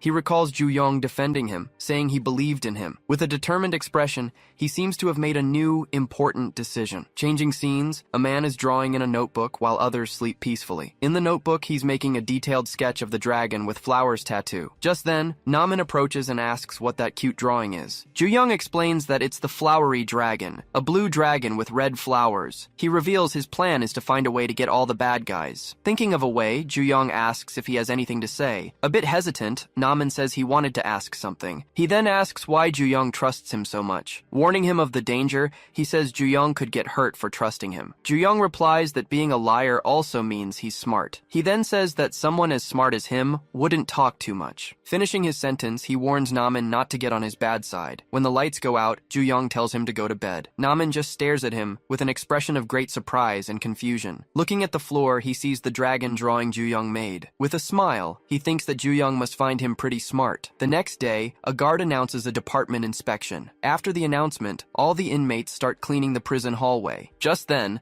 the former leader shows up and says Namin promised him something. He then reminds him of the promise that Namin would help him with the sanitizing. Staring at Namin, he asks if the kid is going to go back on his promise. Desperate, Namin says that Ju-young regretted saying those things. He continues, saying the guy asked him to apologize for everything. With a furious expression, the man yells that it's another lie. With one blow, he throws him to the ground, screaming about lies. Thrown against the wall, Namin feels the heavy impact of that single blow. Threateningly, the man says that prisoner 7199 is a dead man for this. Yelling that he's coming for him, he starts landing several blows on Namin. Stepping on his face, the man says that now everything's fine between them. Then, he opens a bottle of bleach, completely terrifying Namin. He then says he's going to sanitize both of them with his own hands. Pouring the liquid, he starts filling one of the showers with it. As he's being drowned, Namin tries to call for help, but he can't breathe anymore. Struggling in the water, he realizes the man is really going to do it. Suddenly, a voice asks what he's doing in there. Asking if the scene isn't disgusting, he glares at the newcomer. Ju-young then agrees and says the man is the one who's being dirty. Being saved, Namin cries out Ju-young's name, lying on the floor. Looking at his friend, he asks why it took him so long to get there. In a flashback, Ju-young is seen calmly sweeping the prison hallway. Namin then approaches and says he needs to confess something very serious. He tells him that someone forced him to try and give Ju-young pesticide to drink. Holding the bottle, he says that as a man of honor, he would never do that. Pouring it all on the floor, he yells that no one would make him betray a friend. He then says he's going to tell that guy to get lost, without fear of the consequences. With a smile, he says he almost forgot to mention one more thing. He reveals that the dragon tattoo he was looking for has been found. With a smile, he says Ju-young was right, and that he's pretty smart. Meanwhile, the man complains that some dirty water splashed on him. He then thinks that's what happens to anyone who dares to get him dirty like that. At that, Ju-young uses his own clothes to wipe the man's face. Screaming about germs, he panics and calls out the prisoner's number. As he's threatening him, he's interrupted by a quick, unexpected blow. With one move, Ju-young throws him far away, asking if he ever shuts up. He then slams hard against the floor, feeling the impact of the blow. On the ground, he hears Ju-young say that he's finally found what he was looking for. Standing in front of him, Ju-young confirms that he was the one who tried to use him. Looking at the man on the floor, Namin seems relieved by the situation. Ju-young then says he won't hold back when he lands several blows on him. With a serious look, he prepares for the beating that's about to begin. Switching to a flashback, a fighter was drawing attention for his incredible finishing moves. Using all his strength, he prepared for his signature move on his opponent. Wrapping his legs around his rival's torso, he squeezed with all his might. But what looked like skill was actually just a dirty trick. To prevent him from tapping out, he pinned his opponent's hands to the ground. With a victorious smile, he watched his rival, immobilized and trapped. But ever since that day, something unexpected started happening during his fights. Suddenly, with a look of panic, he felt something very strange. Vomiting on his opponent, he never used that finishing move again. Ironically, his fate changed completely after that incident in the ring. That same fighter who loved to play dirty now seemed like a different person. Constantly rubbing his hands, he developed a critical condition for a fighter. He ended up developing severe germophobia, repeating that everything was dirty. Returning to the shower scene, Ju-young calls him a clean freak. Grabbing his face, Ju-young demands an immediate answer to his question. Demanding answers, he tells the man to spill everything about the Dragon Gang. Lying on the floor, he mutters that the bathroom is filthy and full of germs. Yelling that his skin is rotting, he lunges at Ju-young. He then starts listing various names of bacteria, completely out of his mind. Asking if he's serious, Ju-young dodges his attacks. He finishes the question while swiftly dodging another blow. Watching from a distance, Namin thinks he was smart to side with him. Noticing his stubbornness, Ju-young says he won't be talking anytime soon. Saying he's also disgusted, he prepares for a more drastic measure. He then says that maybe a shock will motivate him to finally open his mouth. Grabbing his face, Ju-young tells him to open his mouth wide, right now. Changing scenes, a man complains that he's feeling really sweaty in there. Deciding to wash up, he heads towards the shower to get clean. Opening the door, he screams in fright at the scene inside. Yelling that he's trash, Ju-young asks if that's what they call them now. With one move, the hooded man throws him hard onto the locker room floor. He then says he heard he doesn't fight anymore because of his germophobia. Seeing that he doesn't break free, he says the rumors seem to be true. Remembering the shame, he asks if the other other man knows how he felt. Blaming the man, he says it was all because of his dirty tricks. Telling him to open his mouth, he warns that he's going to shove it straight into his stomach. Desperate, the man screams for him to stop, begging him not to do it. Gritting his teeth, he says he doesn't want to get dirty with his germs. Suddenly, the tables turn and he finds himself on the floor, confused. Ju-young then says he also hates being contaminated by other people. Grabbing his hand, he warns him what will happen if he gets him dirty. With a swift move, he throws the man to the ground and pins him. Threateningly, the man says he'll crush all his intestines for this. Using his legs, he starts to apply a powerful hold on his torso. Feeling the pressure, Ju-young's bones seem to crack from the squeeze. Whispering, he says he'll show him what it's like to have your organs explode. Feeling the pressure, Ju-young screams in pain as he's held even tighter. From the doorway, Namin watches everything and desperately yells Ju-young's name. He wonders if he should help, as Ju-young might not last much longer. Confused, he watches the scene unfold right in front of him, not understanding. Remembering the past, the man says this makes him feel nostalgic. In a flashback, Ju-young remembers his father never gave him a hug. He recalls his father taught him to fight with bone-crushing hugs. Those were the worst days of his life, filled with grueling training. Remembering the training, he breaks free from the hold with a quick move. He then says that thanks to his father, he basically grew up rolling on the floor. With a smile, he says he got used to grappling on the ground. With a twist, he manages to land a counter move right on his opponent's body. Feeling the pressure, the man can no longer maintain his previous grip. Smiling, he asks what will happen first, his organs or his spine. With a final move, he powerfully lifts his opponent into the air. Applying more pressure, he finishes the move with a loud crack. Feeling the pain, the man screams desperately while held in the air. Confused, Ju-young sees the man tapping the floor, indicating he wants to give up. He then asks if the man is trying to tap out of the fight right now. With a smile, he says that wasn't part of his father's lesson. The man just stares at him, with an expression of pure terror and despair. With one last crack, he finally drops him on the bathroom floor. Meanwhile, the other inmates continue cleaning the prison hallway. Inside the bathroom, the tied-up man struggles but can't break free. Namin tells him to stop moving while holding him with a gag. Impatient, Ju-young says he's still trying to fight somehow. He then says that maybe the shock wasn't enough for him. Remarking that he doesn't want to do this either, he unzips his pants. He then warns that this is the most shocking thing he can do. Standing in front of the man, he says this is as far as he'll go for now. Tied up, the man struggles as Namin and Ju-young hold him to the ground. Namin then asks if he's ready to drink some delicious lemon juice. With a serious look, Ju-young tells him to describe the taste afterward. Desperate, the man screams that he'll tell them anything they want to hear. Ju-young says he knew he'd break his stubbornness one way or another. He then demands to know everything about the Sky Dragon gang right now. In a flashback, a woman says she heard about the rookie's germophobia. She then says he'll be happy with what she has prepared. Starting the tattoo, she says he's going to like his new dragon. With a smile, she asks if he knows why the gang accepts minors. Explaining the tattoo, she says the dragon represents power and the flowers, vitality. She then comments that even the most beautiful flower will eventually wither. The woman reveals that the dragon seeks new seeds for the next generation. She says that young people may be smaller, but they have enormous potential. With the right nurturing, they can evolve depending on where and how they live. She explains that the gang recruits talented individuals to nurture in their garden. Thus, the seeds they plant will grow and develop over time. Blooming like beautiful flowers, they become part of the dragon's garden. Hearing all this, the man seems to finally understand the gang's overall plan. He yells that's all he knows, and that he's just a henchman. Begging to be released, he stares at Ju-young, who seems lost in thought. Remembering his father, Ju-young understands the reason for so much suffering in his childhood. He recalls the harsh training and the abuse he suffered since he was a child. Looking into the past, he sees his younger self, tired and bruised. He realizes his father wanted him to bloom as quickly as possible. At that moment, Namin calls out to him, breaking the silence and his train of thought. The man then says that now he's the one with a question. He asks why Ju-young is so eager to know about the Dragon Gang. With a suspicious look, he asks if the kid wants to join by any chance. Muttering, he says it's not too late if he works for him. With a smirk, he offers a recommendation to a high-ranking member. In a swift move, Ju-young grabs him tightly by the neck. Held in a chokehold, he desperately asks what he did wrong. He then yells that he already told him everything he knew about the gang. Telling him to shut up, Ju-young holds him firmly by the neck. He then says, this is just because of how he's feeling. With a final blow, he knocks him out on the bathroom floor. Meanwhile, the guard orders all inmates to finish cleaning the hallway. Cleaning the floor, Gyam complains that he can't get a stain off the tile. He then thinks that maybe a little bleach would help clean it. Suddenly,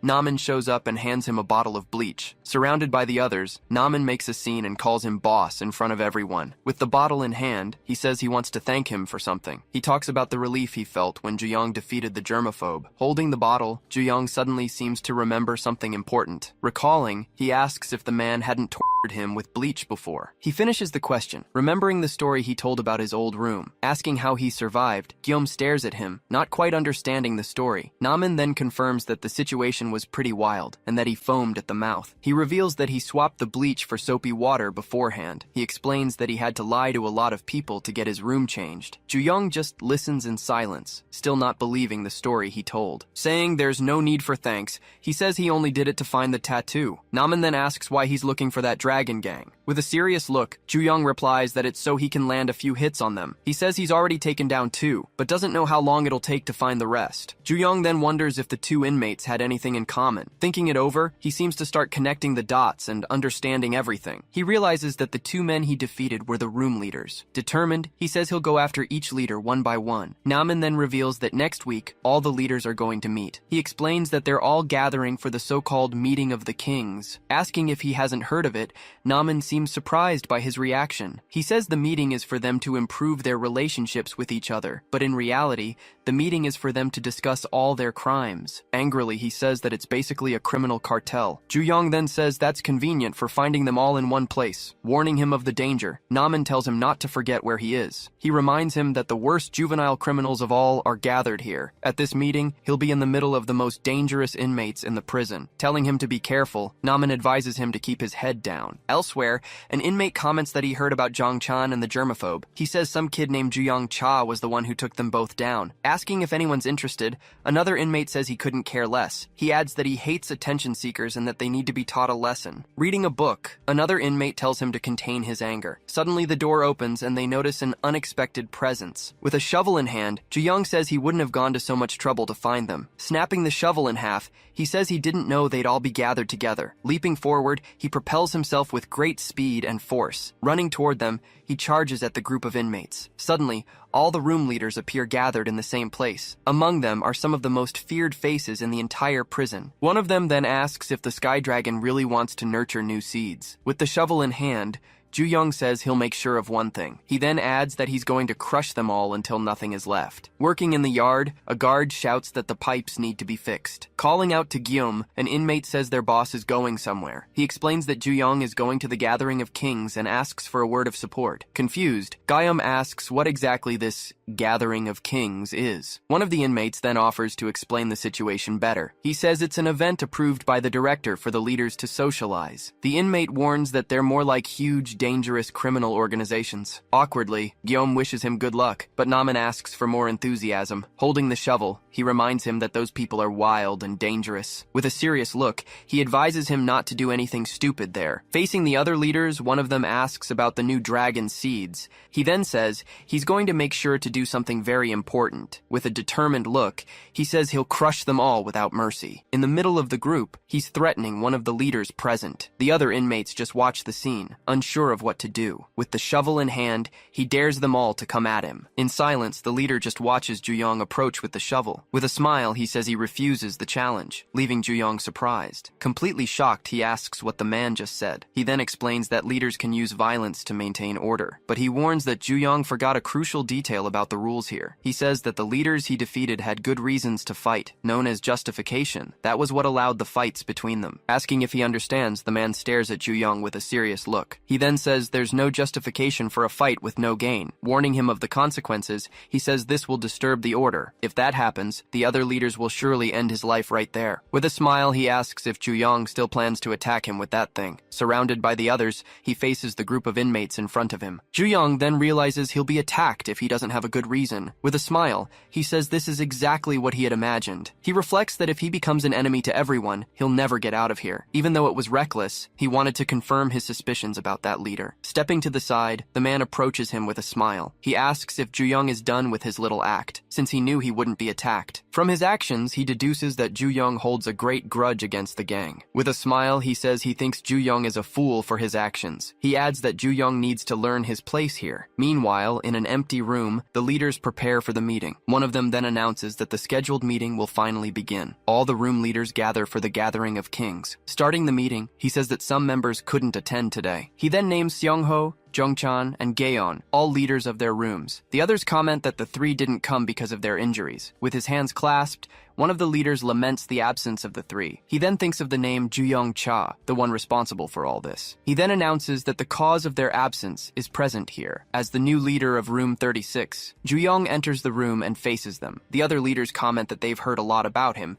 but didn't know him. With a serious expression, Juyong just listens to the other inmates' whispers. Observing the room, he notices there are 15 leaders there, but no tattoos. He then realizes there's a single exception among everyone present. Calling out to Juyong, one of the leaders asks if he has anything to say. With a thoughtful expression, Juyong seems to reflect on what he's going to say. He then says it's not like he's become the president of the place. With a smile, he just says it's a pleasure to meet everyone. Angry at his attitude, one of the leaders crushes his own cup in his hand. Continuing the meeting, the man with glasses talks about the sources of profit. He explains that the shops, managed by them, are the main source. A portion of all the profit generated by each shop must be paid to the director. However, he reveals that one of the shops didn't make its quarterly payment. He then reveals it was the betting circle, managed by Do Hwan. Do Hwan says there must have been a mistake and that he'll sort it out. He guarantees the money will be delivered by the end of the day. Privately, one of the leaders comments that he's heard some interesting rumors about Do Hwan. He says the betting games don't seem to be based on trust. Apparently, some people think they're being tricked and robbed by him. The other leaders watch the argument between the two unfold at the meeting. With a smile, Do Hwan says he knows what would happen if he did that. He then dares anyone to prove his betting circle is fraudulent. Juyong just watches the whole scene with a serious, calculating expression. Do Hwan completes the challenge, saying they can even take his life if they prove it. The meeting continues, with the next topic being the distribution of cigarettes in Building 2. Elsewhere, a man begs for the torture to stop. Tied up, he screams that it's enough, begging them to stop everything. He pleads, saying he can't take it anymore. Being tortured, he lets out a scream of pain that echoes throughout the warehouse. Playing cards, an inmate celebrates winning the round with a bad hand. In a workshop, several inmates are gathered in a betting circle. Introduced as Yoonho Ji, one of the dealers asks if it's his first time. He explains that the games here are simpler than the ones outside. As a beginner, he recommends the dice game since it's the simplest. With a smile, he tells Juyong to trust him, that it'll be a lot of fun. Juyong just stares at him, with a serious and thoughtful expression about the invitation. He then decides to play a round, sitting down across from the dealer. With a smile, he thinks there's no reason to drag this out any longer. He reflects that without justification, he can't attack the group's leader. Looking at the dealer, he realizes he can use the situation to his advantage. Remembering the rule, he can turn the leader's own declaration against him. Do Hwan's promise that they could kill him if they proved the fraud comes to mind. Juyong stares at Do Hwan, who is at a table a little further away. He then thinks he can strike a blow right to the man's heart. With one strike, he smashes the dice on the floor, revealing the sham. Startled, the other inmates ask what just happened. Juyong then asks if they have a magnet inside the betting dice. Broken in half, the die reveals the mechanism they used to cheat. With a smile, he says they seem to be a bunch of scammers. Aimed at reforming young people, the prison was supposed to be a serious place. But on the surface at least, reality was far different from what it seemed. The detention center had become a den of illegal activities and corruption. Now, various sources of profit are managed by the room leaders known as the shops. A cut of all the profits they generate is given to the warden. In exchange, the leaders receive perks an ordinary inmate couldn't even dream of. A full-fledged criminal cartel was thriving inside that juvenile detention center. Who could have imagined something like this was happening right inside? The gambling ring was one of the most profitable shops in the entire center. One of the inmates grumbles that he gets the game now, but he's spent everything. Desperate, he says he knows he can win, and that he just needs one more round. On his knees, he's told there's a way to keep playing if he wants to. He then explains he can lend him the money for one more round. With a smile, he says he just needs some collateral. He adds that there are always new inmates to join the game. Angrily, the inmate says he should have told him about the collateral beforehand. Suddenly, Yoonho asks what just happened in the dice game. Juyong then asks if they're using a magnet hidden inside the die. Showing the broken die, the gambling ring's scam is exposed. With a smirk, he says they're nothing but a bunch of scammers. Whispering, the other inmates start to wonder what's going on. With a nervous smile, Yoonho tries to deny Juyong's accusations. Telling him not to lie, Juyong shows the magnet that was was inside the die. The other inmates begin to wonder if the gambling ring really is a sham. Holding the magnet, he asks if he's wrong about the game being rigged. He then explains that the magnet is used to control the die's outcome. With a smile, Yoonho says he's actually mistaken about that. He tries to explain that it's just a weight to balance the die. Showing a magnet, he proposes a quick experiment to prove he's right. He then asks Ju-young to bring the metal piece closer to the magnet he's holding. He then explains that if it were a magnet, it wouldn't have fallen to the floor. Celebrating, Yoonho shows that other metals stick to the magnet he's holding. The other inmates comment that the guy didn't even know what he was talking about. They then get ready to start the dice game again with Ju-young. Watching from a distance, Do-won seems very attentive to the whole situation. With a serious look, he analyzes Ju-young's every move in the dice game. Impressed, Yoonho comments that his roll was very fast and accurate. He then asks if Ju-young has already lost all the money he had. Confused, he wonders why he lost, since he had a chance to win. Looking at the dice, he thinks maybe it was just bad luck. Yoonho asks if he has any more money to keep betting in the game. Searching his pocket, he finds a piece of paper and throws it on the ground, frustrated. Suddenly, one of the inmates yells that the gambling game is a sham. He then yells that they've all been tricked by them this whole time. With a wooden stick, he charges forward, yelling that he's no fool. Do-won then approaches the man who's causing all the commotion. Yelling that he didn't lose, he lunges forward with a strike but is stopped. Do-won grabs his hand and says it's strange for him to react like this. With one blow, he throws him to the ground, saying he got angry too easily. He then asks if the man has any way to back up his claims. The man shouts that the odds are wrong and that he can feel it. With a smirk, Do-won tells him to avoid making a scene without proof. He adds that the man is making the other customers uncomfortable. Apologizing, he says he was just trying to ensure everyone's safety. He then tells everyone to enjoy the games, showing who's in charge.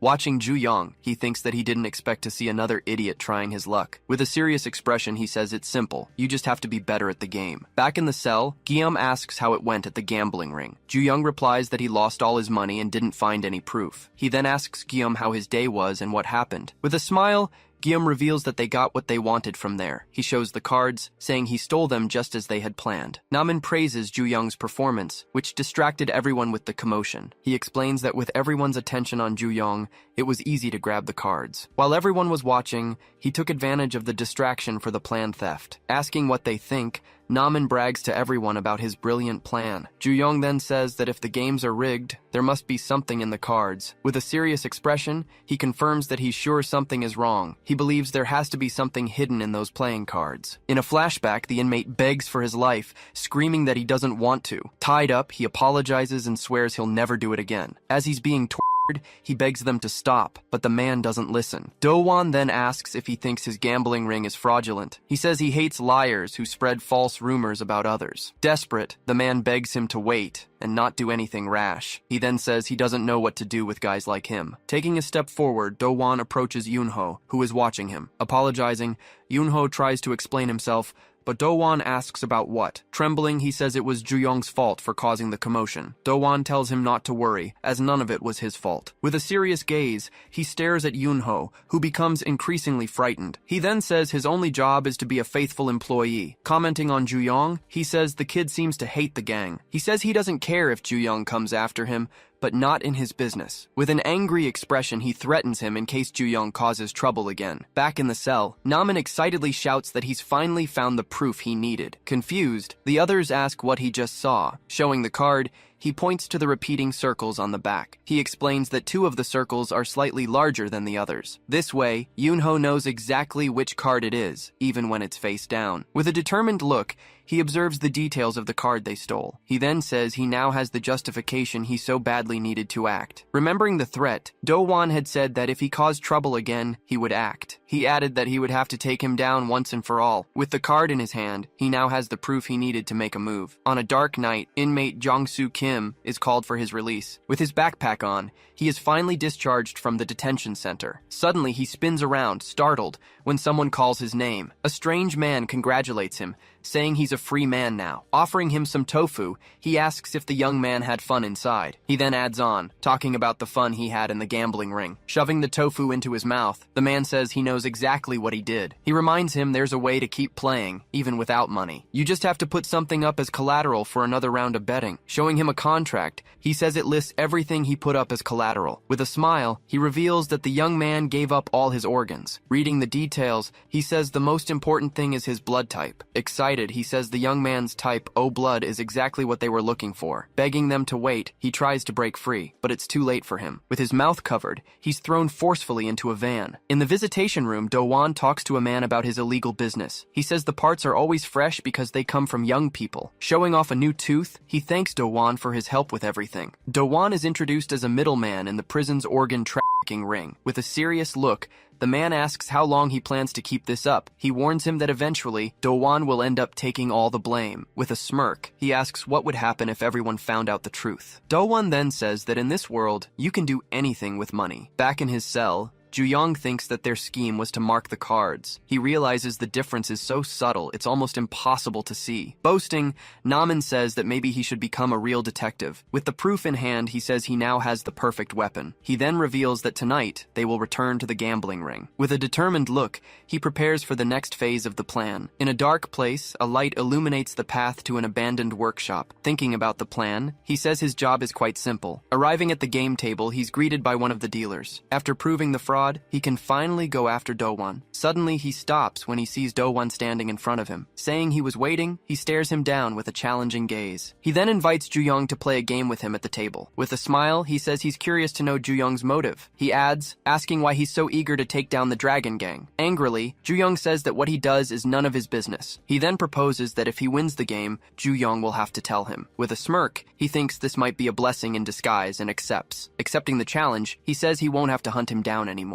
The other inmates are surprised, whispering that this is the first time this has happened. Do-won then says he'll let Ju-young choose the game they'll play. Thinking for a moment, he says that since he's played with dice, he wants to use cards. He then proposes a matching game, which is very simple to play. The rule is to flip a card and then find another one with the same number. If he gets a match, he can keep playing until he flips a wrong card. If he misses, the turn passes to his opponent to try and match the cards. The goal of the game is to remember where each card is after it's been flipped. With a smile, he says there's no way he can lose, now that he knows the secret. He thinks that if he didn't know the trick, his defeat would be guaranteed. Meanwhile, the other inmates gather to see what's happening. The others comment that they've never heard of Ju-young, the new challenger. On the security cameras, Guillaume and the others watch the whole scene unfold. Suddenly, Ju-young notices something very strange about the deck on the table. Looking closely, he sees that none of the cards are marked like before. Namin grumbles, wondering if it's because the circles are too small to see. Guillaume then realizes that's not it. They've removed all the marked cards. Ju-young faces Do-won, who now seems to have complete control of the situation. With a smirk, Do-won watches him with an expression of superiority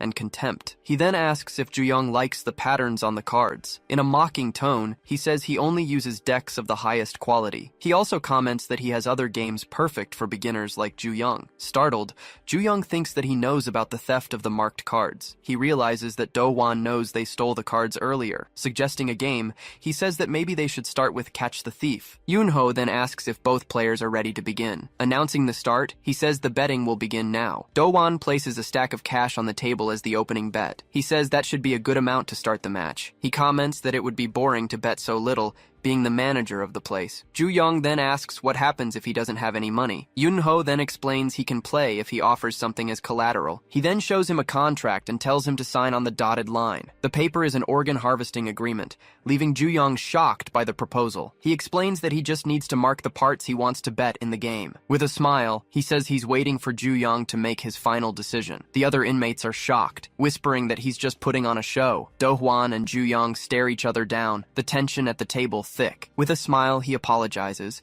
saying he didn't mean to scare him. Guillaume thinks that Ju-young can't win as the game must be rigged. Namin thinks that if he refuses to play, he can avoid the danger. Suddenly, the other inmates are shocked by Ju-young's action. With a pen, he begins to sign the contract in front of everyone. He then asks if he can keep playing without money, using collateral. The other inmates wonder what he's doing, not understanding at all. Signing the paper, he warns Do-hwan that he'd better keep his word. With a defiant look, he says that Do-hwan can take everything if he loses. With the contract signed, he announces that he's betting everything on this round. All the inmates watch the game table, waiting to see what will happen. With a smile, Do-hwan accepts the bet and says the game will now begin. Namin and Guillaume are shocked, wondering if he really bet his organs. They can't understand what Ju-young is planning with such a risky bet. Recapping the rules, Yoon-ho says the objective is to find 2 matching cards. With a smile, he says Ju-young can start the game, since it's his turn. Saying it seems simple, Ju-young reaches out to flip the first card. He flips the first card, an 8 of spades, and memorizes it. The second card he flips is a 9 of hearts, failing to get a match. Yoonho then says that unfortunately, it wasn't a match and passes the turn. With a smile,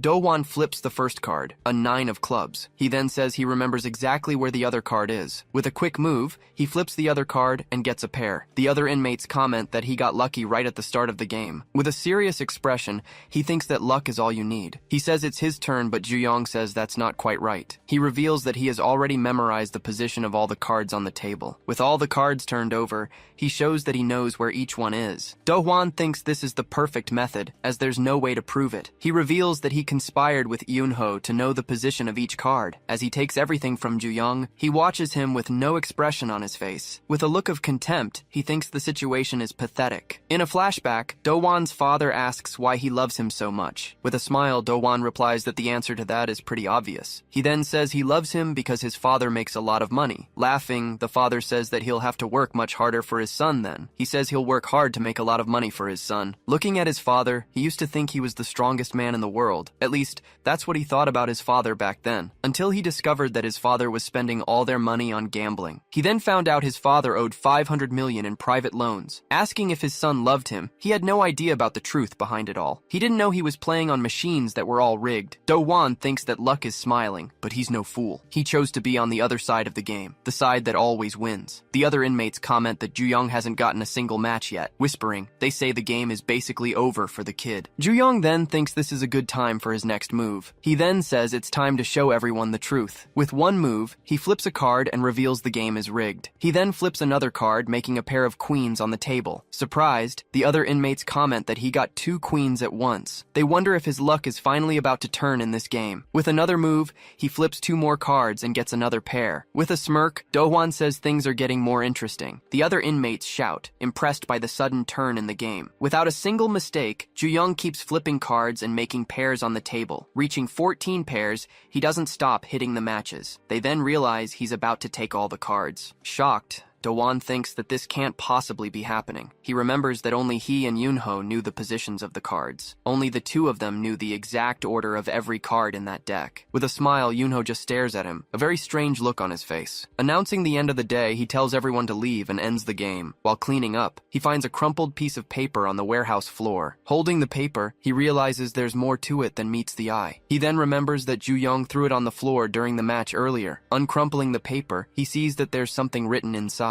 It's a note. Ju-young called him for a meeting behind the bathroom. Arriving at the location, he asks why Ju-young wanted to talk to him. With a serious expression, Ju-young says he knows what's going on. He then reveals that the game's cards are all rigged and marked. Trying to play it off, Yoonho says he doesn't know what he's talking about. Ju-young then says they've already swapped the rigged cards for a normal deck. Ju-young explains that's why he gave him the note earlier. Getting straight to the point, he faces Yoonho with a new proposal. With a determined look, he offers to save him from this situation. He says he heard that Yoonho is working to pay off a debt to Do-won. Shocked, Yoonho hears him reveal that he knows about the organ collateral. Ju-young then promises he'll take care of the debt if he helps him. Scared, Yoonho says that if anything goes wrong, Do-won will kill him. He then asks if Yoonho is sure he'll be able to pay it all back. He reminds him that he only has 1 more week before he's released. Ju-young asks if he wants his organs harvested as soon as he gets out. He then says what he needs to do is easier than rolling dice. With a smile, he says that today seems to be his lucky day. Staring at the cards on the table, Do-won can't believe what he's seeing. With a serious expression,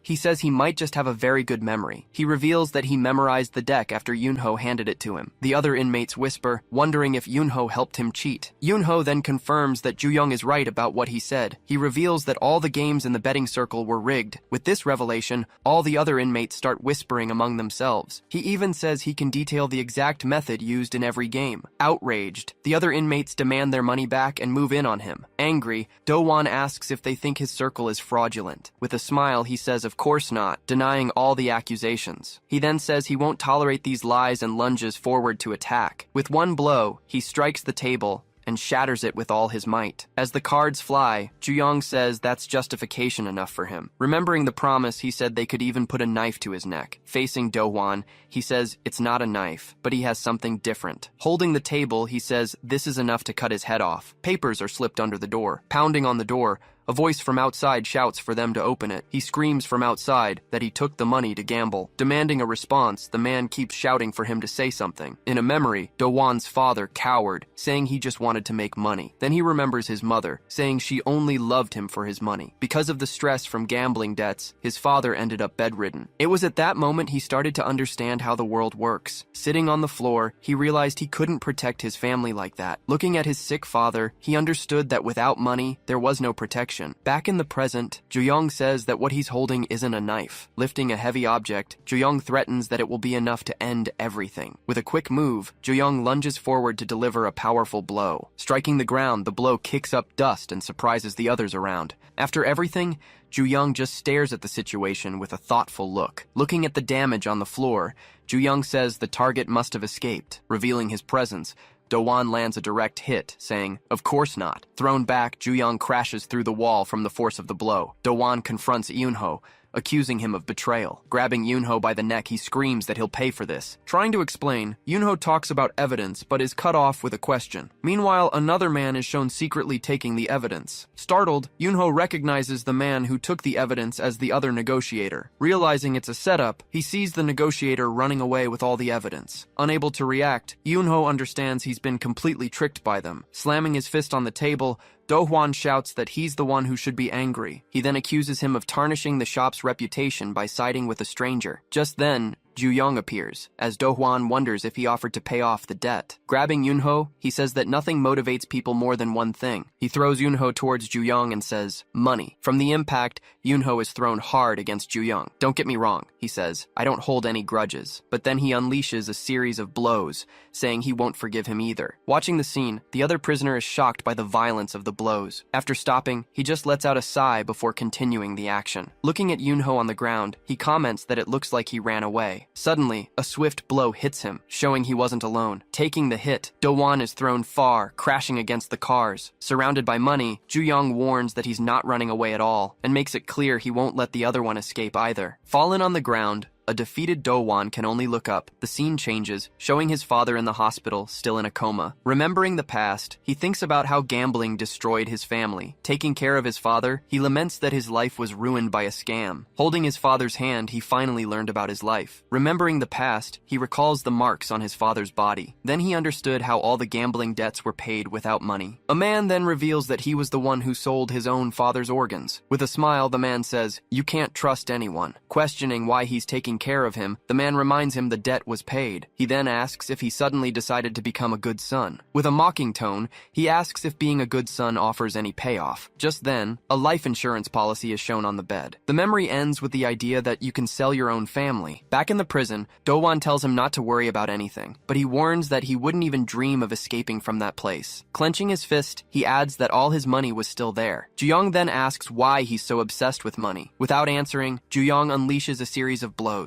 Landing squarely, the punches cause massive damage to Do-won's face. With a final blow, the impact seems to break his opponent's bone. Pressing against him, Do-won asks what's going to happen next. Grabbing Do-won, Ju-young finishes his thought, "So what if you don't know how to fight?" Seeing the scene, one of the onlookers shouts the name of the man who is falling. Taking advantage of the movement, Do-won manages to land a direct hit on his opponent. Feeling the impact, Ju-young is thrown backward by the blow he took. Preparing himself, the other fighter rushes forward to deliver a decisive blow. With a swift move, he hits his opponent with a powerful strike. As blood drips, he says that idiots end up on his payroll. With a victorious look, Ju-young asks who really cares in the end. Defeated, Ju-young lies on top of a car, completely motionless. Seeing the scene, the others wonder why he said that when he's so strong. At this, Yoon-ho worries, imagining what will happen if he loses. Turning to the crowd, Do-won apologizes for the commotion that just happened. Wiping his face, Do-won assures them that the gambling house is still running perfectly. Saying he should have thought it through,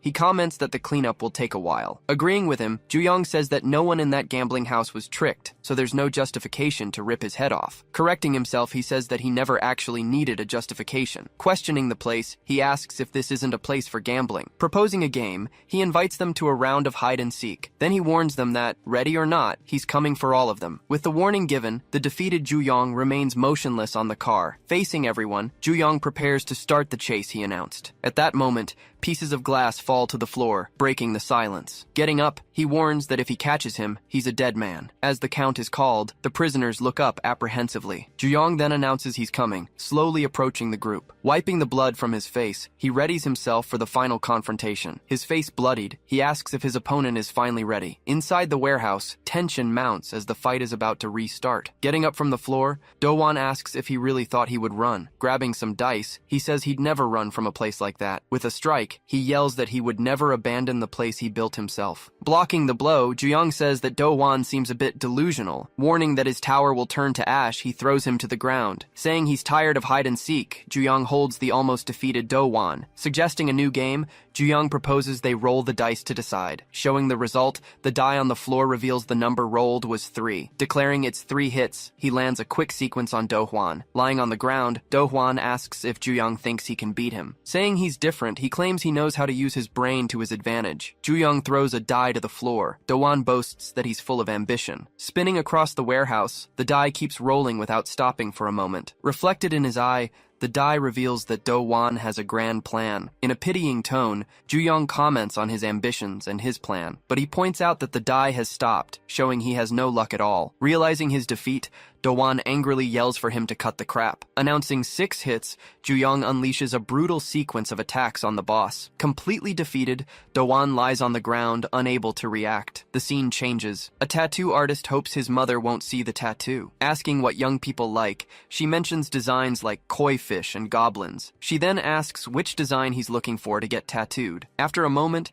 he prepares to give his final answer. Looking at her, Do-won says he wants the dragon tattooed on his chest. Noticing him looking at the tattoo, she says she already knows everything. Revealing her identity, Do-won states that she's the recruiter for the Dragon Gang. With a briefcase of money, Do-won says his greatest desire is to join. Explaining his plan, Do-won says that with support, he can set everything in motion. Do-won then finishes, guaranteeing he can make an astronomical amount of money. Finding the proposal tempting, she says she prefers men who risk their lives. Taking the object from her hand, he replies that he's fine with that. Looking into her eyes, Do-won says he risks many things for money. Pointing the object at his neck, he says his life is one of them. Grabbing his hand, she finally says he's been accepted into the gang. She then asks what he would like to receive from the Celestial Dragon now. With a determined look, he says that first of all, he needs to be sent somewhere. Completing his request, he reveals that he wants to go to the Juvenile Detention Center. Back in the prison, one of the inmates yells for everyone to get out of the way. Getting up, Do-won yells again for everyone to get out of his way. Yelling for everyone to get lost, he thinks that he needs to retreat for now. Believing the evidence was destroyed, he remembers the other dealer. Just then, Guillaume stops in front of him, telling him to take it. Revealing the bag, he says he can have his evidence back. With a solid blow, he sends Do-won flying with great force. Seeing the dice and cards, the prisoners comment that it's just gambling supplies. But he tells everyone to look closer, to pay more attention to the items. Guillaume then reveals he got the bag from the dealer who tried to run away earlier. Showing the contents, he claims that it proves everyone was cheated. Saying it's over for him, one of the prisoners remarks that he was useful. Realizing the scam, the crowd starts demanding all their money back. Grabbing the money, Do-won screams that no one will take what's his. On the ground, he keeps screaming that nobody will take his money away. Trying to reach the bills, Do-won insists that he was the one who earned that money. Coming closer, Ju-young pours a liquid on him, saying it's not over yet. Tossing a heavy object on the ground, he prepares for the final play. Soaked, Ju-young says there's still one last game for them to play. With an object in his hands, he readies himself for the final challenge. Holding 2 objects, he suggests a game of surviving electric shocks. Announcing that Do-won goes first, he watches the man complain about the money. Yelling for him to stop, Do-won threatens to end his life. Ju-young simply replies that he had already warned him what would happen. With the device activated, Ju-young repeats that he will turn it all to ash. After a crackle, the spectators look on in horror at the scene. Looking down, he seems a little surprised by what just happened. On the ground, the boss seems to have passed out from the shock he took. Seeing the man on the floor, he asks if he already passed out from just that. Whispering, the crowd comments that the gambling house boss has been destroyed. At that moment, a man shouts for everyone to grab the scattered money. Smiling, a man reveals he already knew the whole thing was a scam. Apologizing, he says the boss won't be managing this place anymore. 1 year and 2 months later, inmate Do-hwan is called for his release. As he's being discharged, he reflects that his plans in detention ended up being a failure. But he learned from the situation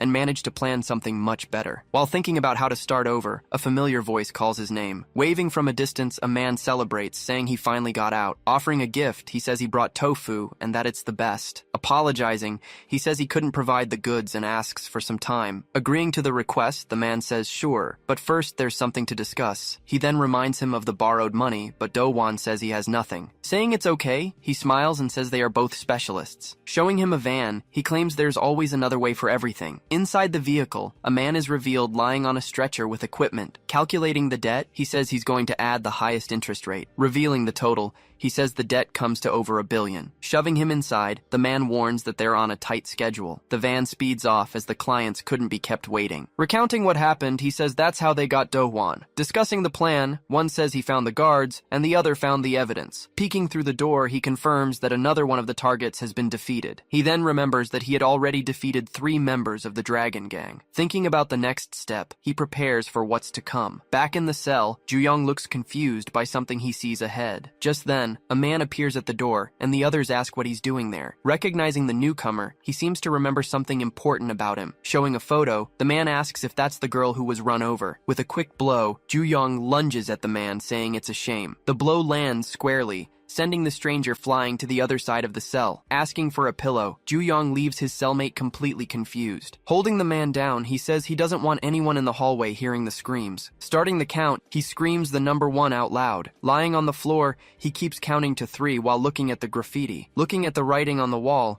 he remarks that they're talking about his mom. With everyone watching him, he just says this is all boring. Needing something interesting, he says he's looking for a way to get excited. With his head on the floor, he hears a strange noise nearby. Seeing the door open, Ju-young says he wouldn't have looked so hard. Then he adds that he didn't know they would all be gathered here. Getting up, Ju-young asks if the Celestial Dragon wants to recruit new members. Then he says he's going to guarantee something very important for everyone. With a makeshift weapon, Ju-young threatens that he's going to finish them all. Smiling, he reveals that he's finally found his dopamine booster. Finally, a photo of the girl who was run over is revealed on the floor. In a flashback, Ju-young asks his cellmate for a pillow. Holding the man, Ju-young says he doesn't want anyone in the hallway to hear him scream. Covering his mouth, he sarcastically asks if he stuttered. Repeating the order, he says he doesn't want anyone hearing his screams. With a quick move, he turns the sketchbook towards him. Revealing what's inside, he shows the drawing, saying it's a surprise. He then asks if that's the dragon tattoo he was looking for. Throwing the man to the ground, he starts to say that maybe he can help. After being thrown away, he gets up, saying he can be useful. Staring intently, he says he can help cut off the dragon's heads, but before that, he says he needs to clear something up real quick. Handing back the photo, he says it fell and he meant no offense. Moving the photo closer, he insists he's just trying to help with the situation. Staring at the man, Ju-young remains silent for a moment without moving. With a strike to his hand, he tells the man to get lost immediately. Smiling, he just makes a sound as if he's thinking about what to do. He then says the other guy isn't as smart as he thought. Warning that he can fight, he points out the danger of not having a plan. In a serious tone, he says this place is much more dangerous. Staring at the man, he asks if he's still going to reject his help. Suspicious, he wonders why the man is offering help out of nowhere. As the other guy bends the bars, he wonders what he gets out of it. Calling out to the man, he asks what he really wants with all this. Turning around, the man says he knows the other is planning something. With a smile,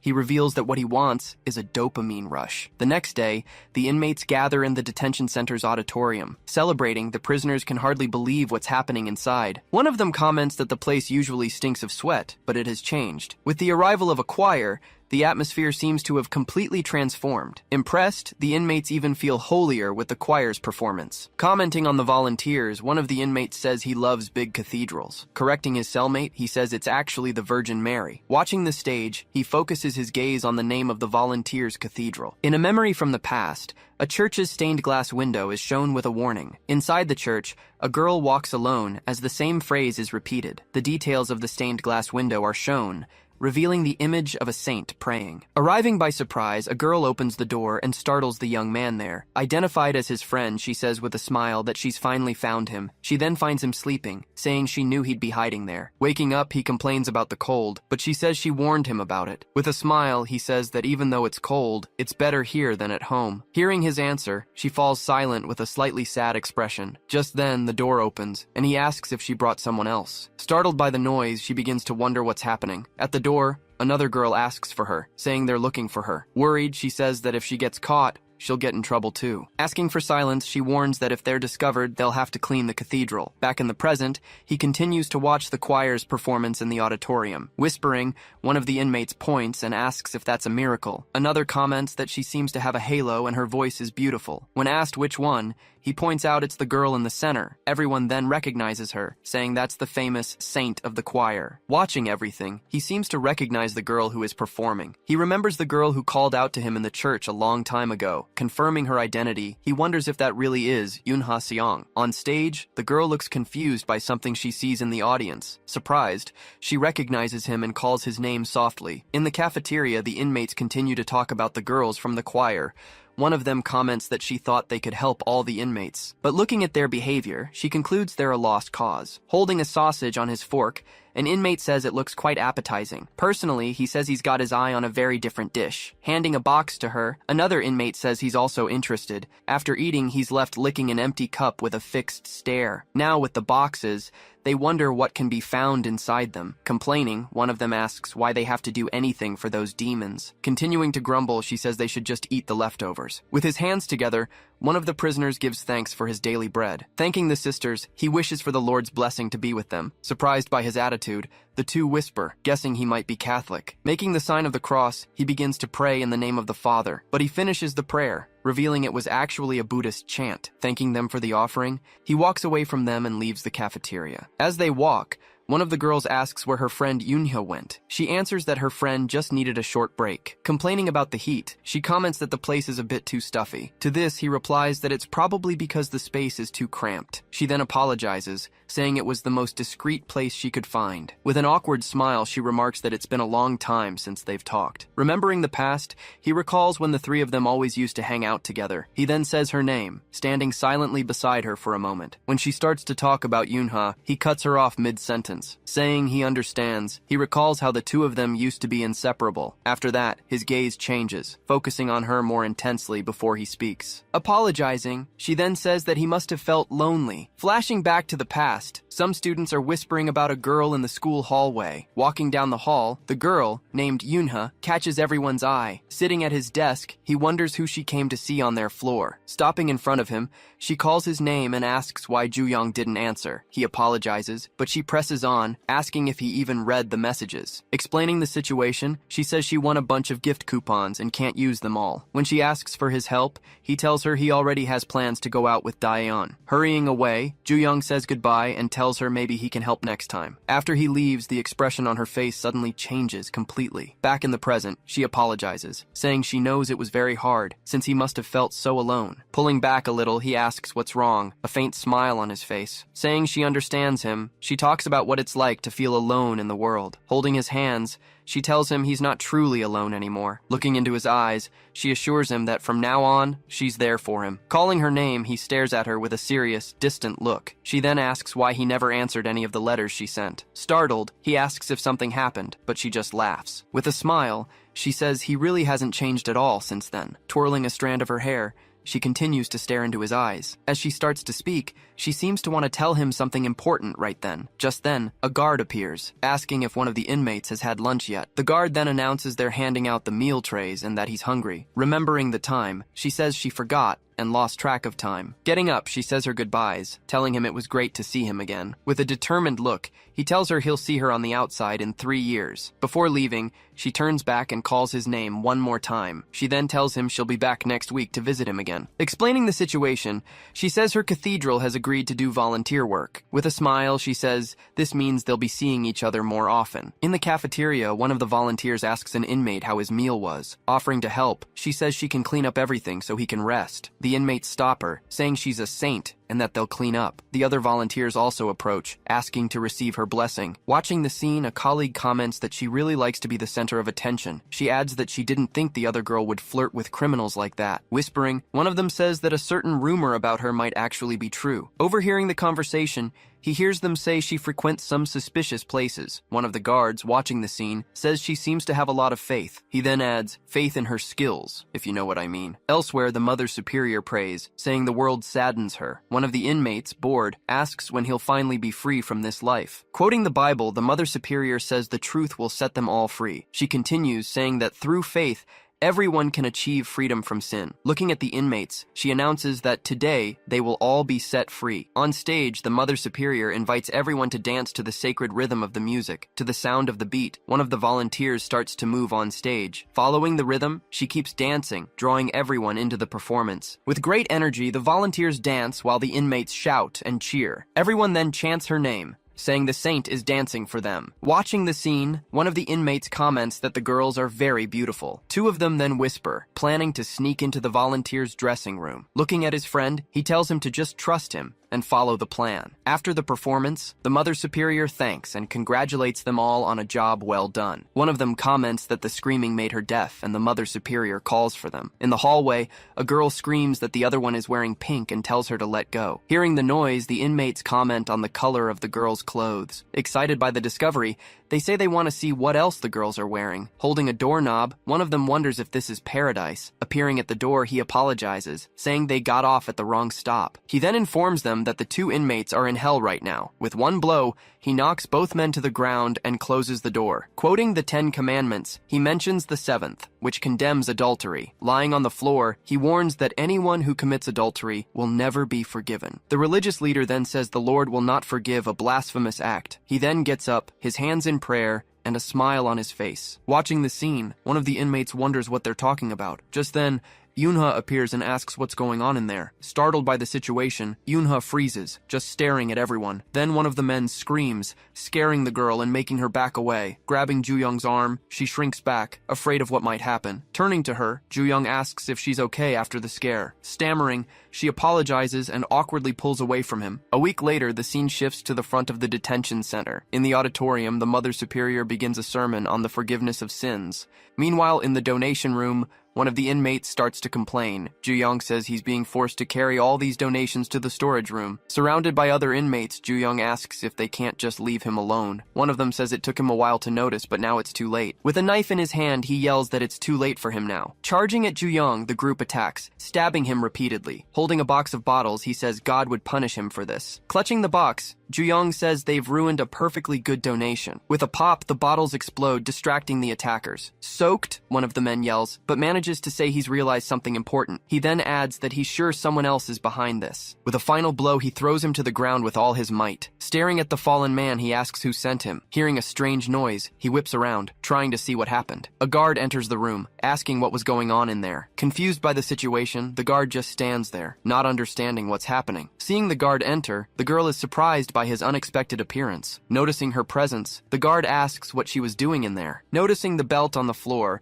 he asks if they tried to harm her. Pointing directly at the young man, she starts to stammer, trying to say something. Sitting on the floor, she accuses him, saying he's the one to blame for everything. In a text exchange, a man arranges to meet a girl. With a smile on his face, he looks at his phone after setting up the date. In the room, the girl asks if he promised to keep his end of the deal. Yoonha then confirms the amount, saying it's 500,000 in cash. He replies, of course, assuring her he's a rich man and can afford it. Complimenting the girl, he says she's even more beautiful in person. Inviting her to sit, he says he can explain everything in more detail. The bedroom door opens, revealing a new person entering the room. Startled, the man asks who it is, and the newcomer introduces himself as a pastor. Pointing at the man, he accuses him of having an affair with a minor. The man gets angry, asking if he's trying to blackmail him. As he makes a threat, Joseph lunges forward with a punch straight to his face. With a series of blows, he warns him to be careful about what he does. With a bag in her hands, Yuna warns that the whole world will know the truth. She finishes by saying the world will know what a cult pastor does. Elsewhere,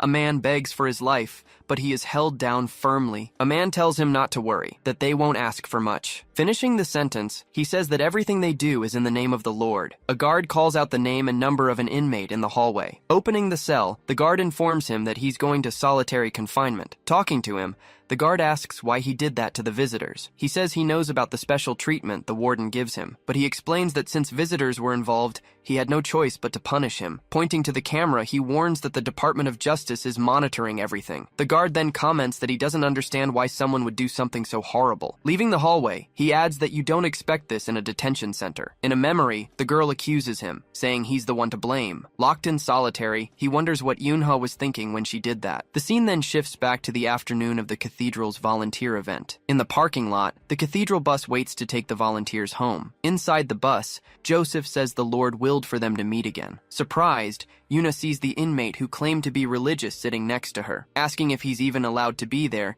she remarks that the place is lawless. He explains that the big shots pay off the warden to have more freedom inside. He then adds that he would do anything to be sitting with her. Recalling the past, he says, this reminds him of the old days. He continues, saying they used to punish the heretics together back in the day. Identified as Joseph, he comments that their approach was a bit violent. With his hands in prayer, he says she has always been his trusted ally. Because of that, Joseph reveals he asked her for a very special favor. He then adds that he asked her to punish the inmate Ju-young for him. Sitting in solitary, Ju-young reflects on what just happened to him. Staring at the floor, he says he still can't understand what happened. Remembering the attack, he concludes that it's obvious he was set up. Thinking about the attack, Ju-young says the inmates were just stalling for time with him. Their real goal wasn't just a simple fight between inmates. They wanted to frame him for a crime, using his friend as bait. But in her statement, Yuna changed her mind and decided not to accuse him. Pointing at him, Yuna said that he was actually the one who helped her. She explained that the others dragged her away,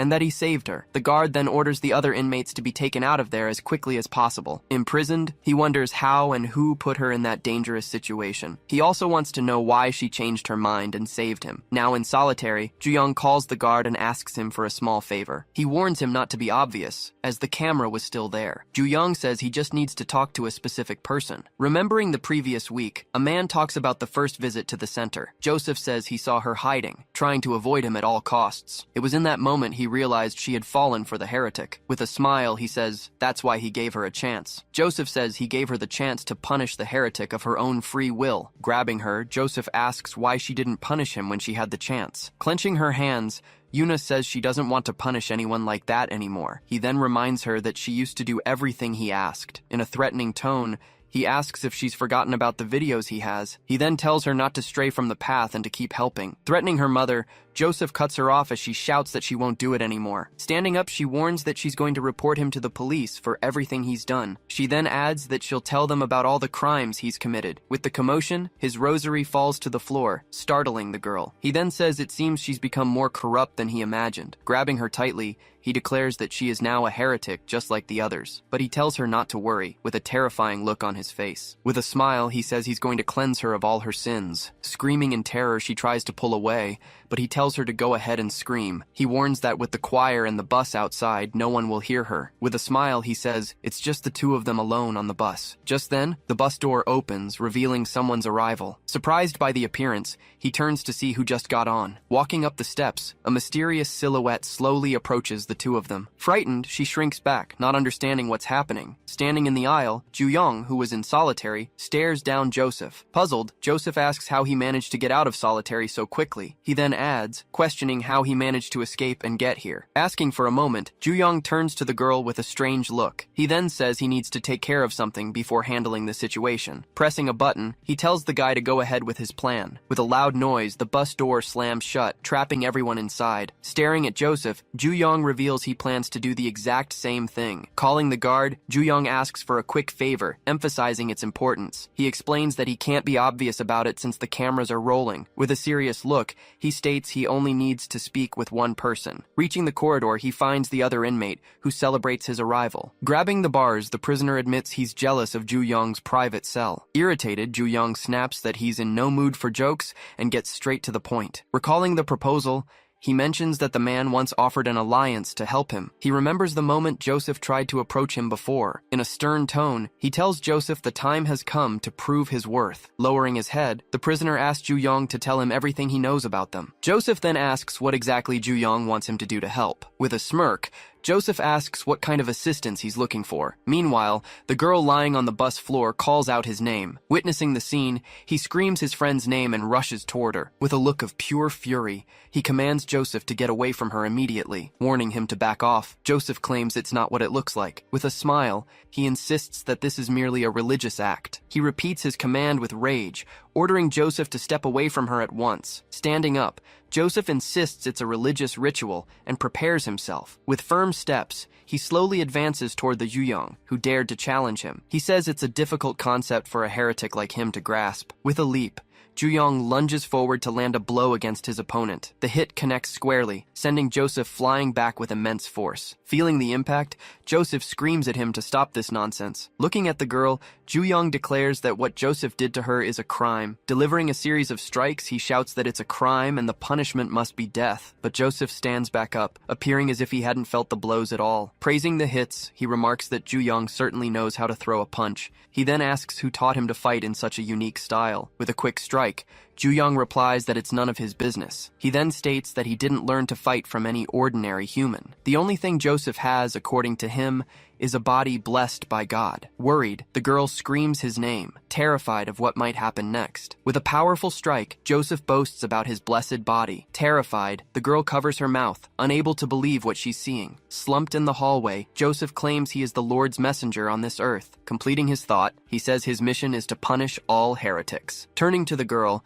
he asks if she doesn't agree with him. With a smile, he calls her sister and waits for her response. Shifting to a memory, a banner for a summer camp is shown. Chatting in a group, a girl explains that she doesn't live with her mother. With her hands in prayer, she says she wishes she could live with her one day. She finishes her prayer, closing her eyes and whispering, "Amen." Commenting on the debt, a woman praises the girl's mother for paying everything off alone. Thanking them for the support, the girl says goodbye to the people who promised to pray for her. As she walks away, she is watched by a man who was at the same camp. With his eyes closed, Joseph finishes his own prayer, whispering, "Amen." In an empty corridor, the scene sets the stage for an unexpected encounter between the two. Walking down the hall, she is called by Joseph, who had been watching her from a distance. Introducing himself, he says he was at the same Bible camp. With his hands in prayer, he says he heard her story and was deeply moved. Recalling their conversation, he mentions her father's debt and her mother's hard work. Offering help, he suggests he might be able to take care of that problem for her. He then reveals a way to clear the entire debt quickly. Showing her some photos, he explains that her mission would be to punish heretics. Placing a hand on her shoulder, he begins to tell her that he thinks she is perfect for the job. On the floor, a Bible with a strange symbol is shown. Grabbing Joseph's wrist, Juyong accuses him of being an evil heretic. Lifting Juyong by the ankle, Joseph accuses him of seducing Sister Yuna. Holding him upside down, Joseph warns that he will now punish him for good. With a sudden strike, Joseph's face is hit with great force. Turning slowly, Joseph demands the person stop that immediately. Holding an object, the girl screams for him to stop the assault right now. Grabbing the object from her, he tells her that's the best she can do. Throwing Juyong against the window, he says it's all his fault. Seeing this, the girl screams his name, completely terrified by the situation. Striking her, he tells her she has fallen so low because of him. With a terrifying smile, he tells her not to worry about a thing. Approaching her on the ground, he says he will purify her body immediately. Suddenly, Joseph's body stops moving, becoming completely frozen. Unable to move, he wonders what is happening to him. Coughing up blood, Joseph feels a sudden intense pain in his chest. As blood drips onto the floor, Juyong explains what's going on. He reminds him that, as he said before, he's very good at hitting pressure points. He concludes that Joseph's blessed body is still susceptible to damage. With a mocking tone, Joseph notes that Juyong can barely even stand. Looking at the control panel, Juyong says his own pain is nothing. He adds that it doesn't compare to the pain his friend felt. Approaching the fallen Joseph, he says he already knows what he's going to do. With an improvised knife, he declares that a criminal like Joseph deserves punishment. Picking up a bottle of alcohol, he says Joseph needs to be castrated once and for all. With the bottle in hand, he states that the punishment can be either physical or chemical. Looking at the girl, Juyong calls her name in a low voice. In a restaurant, she thanks him for dinner and asks about the budget. He then asks if she's upset, but she says that's not it. Looking around, she says she was just watching the other people. She adds that it seems like everyone in this place has a mother. Hearing her comment, he falls silent for a moment, looking thoughtful and distant. Annoyed, he says he doesn't have a mother either and asks if she's making fun of him. A nearby boy comments to his mother that he doesn't have a mom. Staring at her, he replies that he's not having any problem with the situation. She then explains that her mother promised to come back for her one day. She then asks him if he knows why she got a tattoo. Showing the phrase, the tattoo says she will keep waiting for her. With a smile, she says she'll wait for her mother, no matter how long it takes. Back on the bus, Ju Young moves forward to protect the girl from danger. Seeing the tattoo, he tells the girl to hang in there and not give up. Kneeling, she says that it shouldn't take too long. With a knife in his hand, he says he's going to make sure of one important thing. Holding a bottle, he prepares an object for the attack he's planning. With the object in hand, he says the criminal won't touch anyone else. Grabbing his foot, Joseph asks about the disgusting hands he mentioned. Throwing an object at him, Joseph says he's trying to do the right thing. With a blow to the head, he says it doesn't matter anymore at this point. With the impact, the bottle falls to the bus floor. He then asks him to drop the devout act, if he wouldn't mind. Coughing up blood, he realizes he has severe internal bleeding. Even injured, he wonders if Ju Young still doesn't understand the situation. Warning him about the injuries, he says that moving will only hurt him more. With a series of blows, he attacks Joseph with all his strength. Correcting the other man, he says his blows will hurt him a lot more. With a clenched fist, he says they'll find out who's stronger then. In an exchange of blows, the two attack each other with great force and speed. The fight continues, with both sides trading blows without stopping for a moment. Screaming in pain, Joseph says his body can't take much more. In that case, the girl braces herself for what might happen next. He then warns that he'll just use her as a human shield against him. Scoffing, Ju Young asks if he's going to use a hostage as a last resort. With a swift blow, he lunges forward and hits him before he can react. The impact throws Joseph to the ground with great force, knocking him out for good. He then says it took him a while to adjust to his opponent's size, but he adds that it's nothing compared to the man he faced. Lying on the floor, Joseph groans in pain, completely defeated and powerless. Lying defeated, Joseph suddenly laughs, leaving Ju Young confused. He then asks what's so funny, not understanding the situation. Pointing at the girl, he says he has videos of all the crimes. He then asks if it wouldn't be funny if her mother received the videos. He continues, saying he can't wait to see her reaction when she finds out. With a smile, he says she'll find out her daughter blackmailed people. After a moment of silence, he waits for Ju Young's response. Challenging Joseph, he tells him to try it and see what happens. Reciting a list, he reveals all the charges Joseph has against him. He then warns that these are all the charges that haven't surfaced yet. Threateningly, he says that if Joseph tries anything, the police will know everything. With a weapon in his hand, he asks if he sees how it's done. He then adds that this is how you really blackmail someone. Surprised, Joseph asks how he got the weapon, but he's cut off. With a blast, the weapon hits Joseph head-on, electrocuting him on the spot. He then says he had already warned him what would happen. With the weapon in his hand, he ensures he'll never touch anyone again. With a smile, he says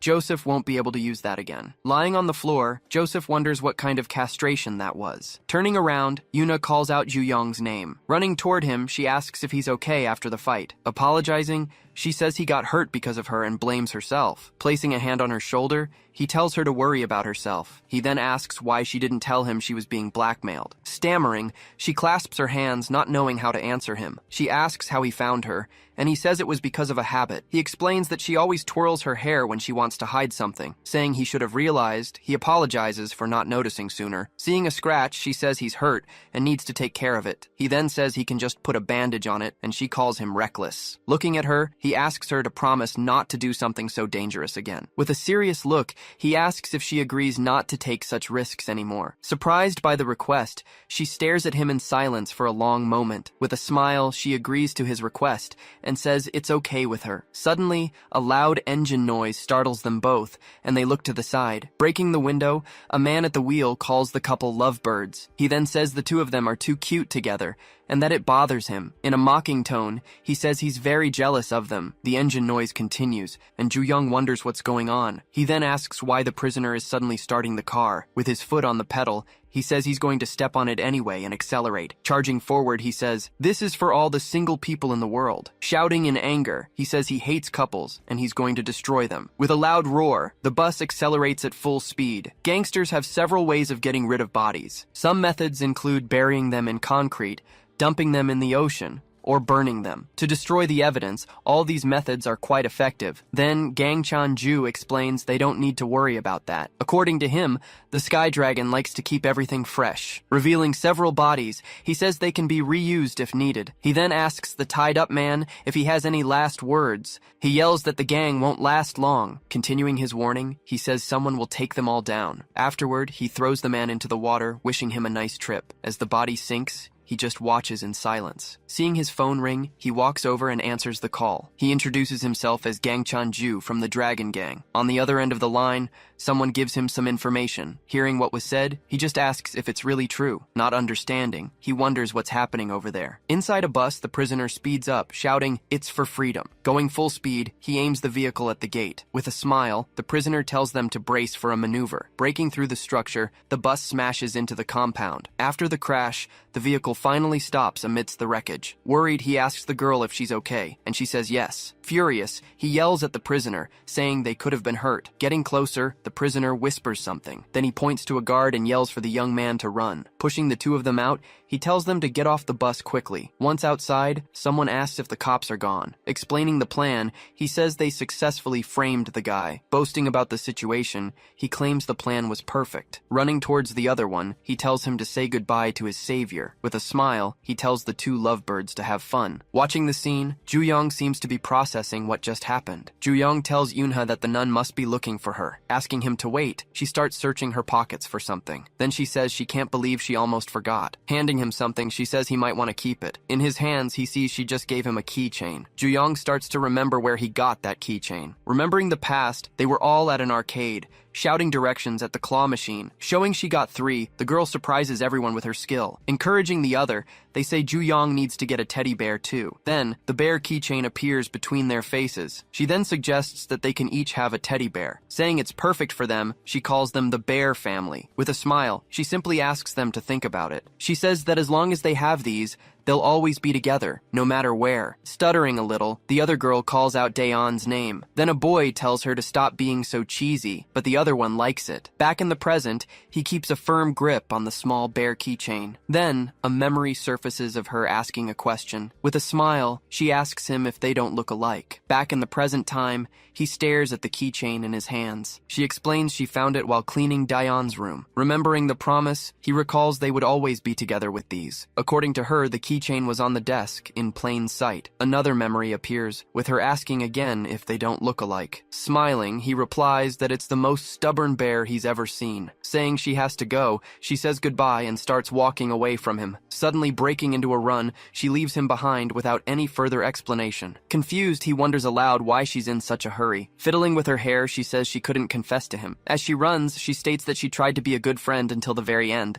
As she meets the nun, she asks them not to be mad about her feelings. Inside the prison, someone asks if everyone heard the big news. Behind bars, a man says the religious guy lost something important. One of the officers questions where exactly he aimed that gun. Overhearing the conversation, the other prisoner asks what he's doing there. He replies that he messed up because he wanted a room of his own too. Then the man in the suit prepares to ask the next question. From inside solitary confinement, he wants to know how they got him out. Remembering the warning, he says the whole area is monitored by cameras. He reveals the man also gave him a gun and classified information. Impressed by it all, he finally asks who this mysterious man is. With a growing smile, the man just remains mysterious about his identity. Saying he won't tell yet, he claims he has proven himself. Agreeing to the proposal, he simply says that's fine. Celebrating the new alliance, the other guy starts shadowboxing. Then he asks them to explain exactly how they plan to help in this situation. Waiting for an answer, he stands in front of the two cells. Hearing nothing back, he starts to find the silence strange. Looking down, he calls out to the guy, getting suspicious. Realizing the situation, he sees the man has simply fallen asleep. With his back to the cell, he just watches his new ally. With a serious look, he stares at the window and sees the full moon. Clutching the keychain tightly, he seems to be thinking about something important. Switching to a forest, the night seems calm and quiet. Then, a sports car speeds down the road. Getting out of the vehicle, a woman says it was a long drive. Introduced as Hee-won Yu,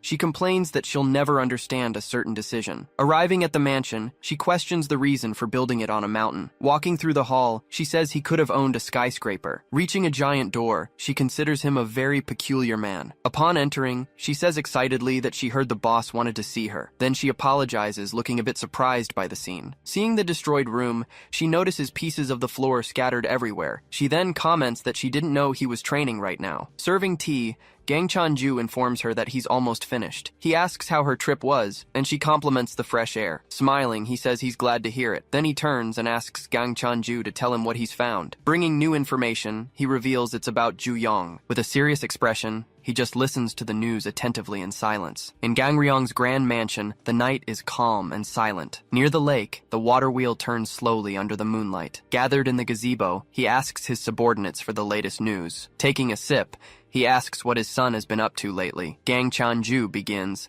explaining that Mr. Cha faced several big shots inside. He says some of them were seeds they had planted, but Cha destroyed them all. Commenting on his progress, he remarks that the boy is advancing very quickly. Hee Won-yu adds that she thought some were promising, but he defeated them anyway. Gang Chan-ju says he must be proud of how skilled Ju-young has become. Crushing the cup, he says angrily that he expected much more from him. Gazing at the landscape, he states that he needs his son to fully blossom. He continues, saying that right now the boy isn't even a bud. To him, Ju-young is at most a sprout that has barely begun to show. Complaining about the result, he says defeating a few is not enough for the time he's been in there. Ending the conversation, he says that as his son, he should have done better. He then decides he will find a way to make him blossom faster. Switching to the prison, an inmate asks if they know what Yun-seok said. When asked who that is, the man replies that it's his father. Recalling the moment, he says his father called him useless. He goes on, saying his father hoped he'd get beaten up to straighten him out. Scoffing at the situation, he says this place has the opposite effect. Claiming no one there is redeemable, he suggests burning the whole place down. Since all is lost, he wants the world to remember him. He believes setting the prison on fire is the most sensible thing to do. Suddenly, a voice challenges him, telling him to try his luck. Leaning against the wall, a mysterious man encourages him to go ahead. With a serious look, he tells the man to start a fire immediately. Stuttering, the man says it was just a joke, obviously. Full of rage, he says that loud-mouthed idiots really piss him off. Remembering a classroom, students appear with their heads down. A man says that this is the right way to discipline someone. On the floor, Mr. Kim is then seen completely defeated. Entering the place, he says everyone there is all talk. Near the body, he tells the other one to keep his mouth shut. Showing immense anger, he says he just can't stand this situation. Exhaling cigarette smoke, he remains silent for a moment. Standing over the bodies, he reveals he can't stand these kinds of people. Back in the prison, an inmate approaches to call Yun-taek. Getting closer, he warns that he has news about the rookie, Ju-young. In another part of the prison yard, the area looks quite empty. He then asks if the rookie thinks he's the king of this jungle. Pointing in his direction,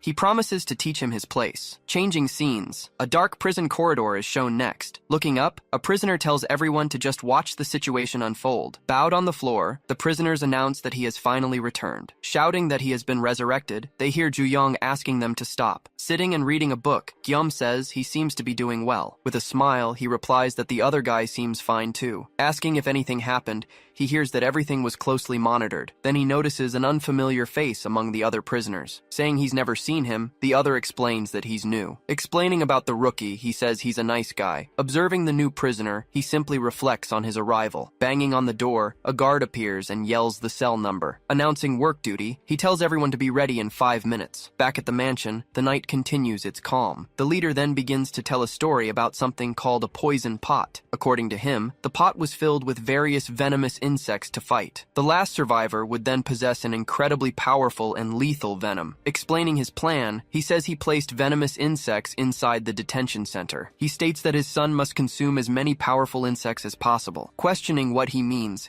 she asks for more details about the insects. Confirming her suspicion, he says he made sure to place one inside. Revealing one of the strongest, he asks if they are working outside. A prisoner reports that everyone from Ju-young's cell is working behind Building 5. Full of anger, he says it's irritating to see him act like he owns the place. Sitting on the wall, he decides he's had enough of this situation. His companion then asks what he intends to do about it. Without justifying his actions, he says he doesn't care if the other guy is the leader. Making his intentions clear, he shouts that the other guy will die today. Then, Ju-young's identification number appears covered in marks. Lying on the ground, Ju-young is seen with several injuries on his body. Seeing the scene, the other prisoners wonder what happened there. Suddenly, one of the prisoners screams and reacts as if he's been hit. Covered in paint, Ju-young regrets having tripped while another prisoner offers to help. Announcing that's all for today, the guard tells them to get ready for tomorrow. Returning tired, one of the prisoners complains about the pain and the forced labor. Back in the hallway, Ju-young stops when he notices something strange on the floor. Stopping with his friends, he asks why there's paint spilled there. Looking closer, he realizes that it's not actually paint. Completely shocked by the scene, the prisoner can't believe his eyes. Lying on the floor, they find the body of the leader from room 37. Focusing on the man's face, the scene shows him utterly defeated. Changing scenes, his father says he is eagerly waiting for his son. He wants to see him blossom and make him proud, and warns that his son must be very careful. He continues the warning, telling him not to let anyone cut him off at the root. According to him, this can't happen before the boy fully matures. At another point, Hye Won-yu asks about the venomous insects again. With a serious look, he assures her that he placed one of the strongest ones inside. Noticing the new guy, Ju-young comments that he had never seen him in the cell before. Calling out to his son, the father seems to have a well-defined plan in mind. Issuing the challenge, he says he wants to see if his son can survive this. Calling out to cell 36, the guard says there's a new inmate. Even though they already have a new guy, he tells them another one is on the way. Whispering, they comment on the newcomer's size and strangeness. One of the inmates then bets he must be some kind of gangster. Approaching curiously, one of them asks why he's in prison. They start speculating if it was for aggravated assault or even something worse. With a strange smile, the new guy just stares at them all in silence. Suddenly, he starts making a bird sound for no reason. Continuing with the sounds, he leaves all the prisoners completely confused. Just then, a sparrow flies in and lands calmly on his shoulder. Asking where the bird came from, they demand that he explain. He says he felt sorry for the animal, thinking its mother had abandoned it. Suddenly, the bird starts flying desperately all over the cell. Chasing the bird, the new guy asks it to come back to his hand. Watching the scene, they conclude he's just a total loser. Stopping suddenly, the new guy flashes a rather strange smile. Not understanding the reaction, Guillaume just stares at him, confused. Then the sparrow lands on a shelf near some notebooks. Revealing a photo and some drawings, the notebook shows a bit of the past. Looking down, the new inmate's face takes on a serious expression. Changing scenes, his father says he's eagerly waiting for his son. He continues, saying he wants to see his son flourish and make him proud. Then he warns that his son needs to be very careful about what happens. Back in the prison, one of the inmates screams, shocked by what he sees. Lying on the floor, they find the body of the leader of cell 37. The warning continues, saying not to cut it down before it's ripe. With a serious look, the new inmate seems focused on something. The narration ends, saying this can't happen before it ripens. In the shower, the inmates discuss the events after Ju-young left. One of them reveals they found 23 fractures on the man's body. An inmate mentions he'll be in the hospital for weeks and points out the lack of cameras. Questioning who could have done it, he keeps staring ahead, deep in thought. Meanwhile, the new guy turns and starts getting dressed in silence. Noticing something strange about him, Guillaume watches him suspiciously. Remembering when they were painting the building, he holds a paint roller. He recalls that the new guy disappeared for a short period of time. Then he remembers seeing a stain on the man's shoe. He's positive it wasn't any kind of paint. Thinking about the injuries, he suspects they're from the fight with the leader. Ju-young questions him for standing there, but he says he was just thinking. Starting to speak, he suddenly falls silent and looks to the side. Shouting and pointing at the new guy, he gets everyone's attention. Showing his body, the new guy reveals that it's covered in marks. With several injuries and cuts, he surprises all the other inmates. They ask what kind of life he's lived, but he just starts to talk. Scratching his head, he begins to explain how he got all those scars. He continues, saying it was his own father who did all of that. Hearing the revelation, Ju-young just stares at the new guy with a serious expression. Cutting to a flashback, a voice reminds the students about PE class. In the classroom, he laments that he'll need to borrow clothes to train. Pointing at Ju-young, a student yells for the others to look in that direction. Another classmate then asks if he hasn't heard what everyone's saying. The rumor is that his gangster father beats him all the time. The students say he's probably too scared to call the police. Back in the present, he stands silently under the shower water. In the bathroom, the inmates talk about the food and their time in prison. With little time left, the new guy asks if someone can lend him a towel. Seeing this, Guillaume watches intently without saying a word. With his back turned, the new guy simply continues to shower in silence. Ju-young also stays quiet, letting the water run over his scars. In the shower, the new guy approaches and asks him for some shampoo. Without hesitation, Ju-young simply hands the bottle to the man beside him. With a slight smile, the new guy just observes the situation in silence for a moment. Then he asks if Ju-young feels sorry for him because of his life story. Ju-young replies that he's in no position to feel sorry for anyone there. With a shaken expression, the new guy says both of their lives suck. He continues, saying that in his opinion, their lives are both just miserable. Turning to leave, Ju-young says he'll meet him outside later. Later, in the locker room, the new guy starts drying his hair with a towel. Approaching, he says he'd like to ask Ju-young something. Looking around, he asks where everyone else went. Ju-young explains that he sent them all back, but the new guy doesn't understand. Then he starts saying how strange the whole situation is. He says the weirdest part is both of them being here. Questioning the scars, he asks if it isn't strange they have the same marks. Standing in the locker room, the two of them stare at each other in silence for a moment. Trying to explain himself, the new guy is surprised by Ju-young's sudden lunge. With a powerful blow, he hits the new guy with everything he's got, without hesitation. Grabbing his neck, he slams him hard against the wall. Then he yells, telling him not to dare call it a coincidence. Pointing to his own marks, he says he knows exactly who made them. Revealing an image of Gang Ryong, he shows who gave him those scars. He says he didn't recognize him at first because of the missing tattoo. Accusing the new guy, he asks if Gang Ryong sent him to prison. Without answering, he remains pinned by Ju Young's hand on his throat. Furious, he tells the new guy to try and keep his mouth shut. Squeezing even tighter,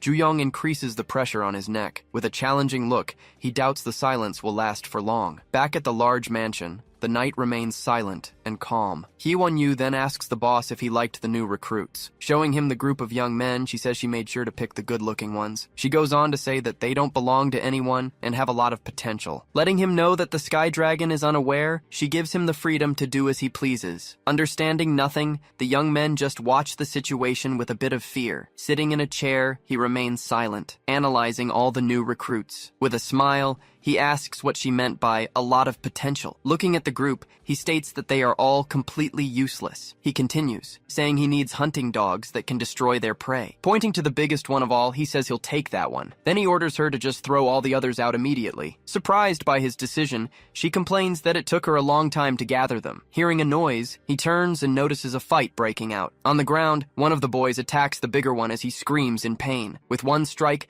the boy shows all his strength and aggression. Impressed by the scene, the boss just watches everything with a slight smile. He then says that boy would make an excellent guard dog. Looking at the two on the floor, he says he will be their father. Back in the prison, he asks if the rookie was sent by Gang Ryong. Held by the neck, the rookie remains silent for a while. Annoyed by the lack of response, Ju Young tells him to shut up. Increasing the pressure, he squeezes the man's neck harder. He then doubts the rookie's silence will last much longer. Gripped by the neck, the rookie finally begins to explain. He reveals that he is just his master's hunting dog. Confused, Ju Young questions who this master he mentions could be. Noticing the lack of tattoos, he deduces that the rookie is not one of them. Completing his thought, he asks if he hasn't sworn loyalty to the dragon. Being choked, the rookie seems to be having a very hard time breathing. In a serious tone, Ju Young demands that he start talking immediately. He starts by asking why the rookie was placed in his cell. Then he continues, wanting to know the reason he attacked the leader. He questions why he still circles him, even with chances to attack. Pressing even harder, he demands to know why Gang Ryong sent him. Unable to speak, the rookie just remains held by the neck. The two stare each other down in the middle of the locker room,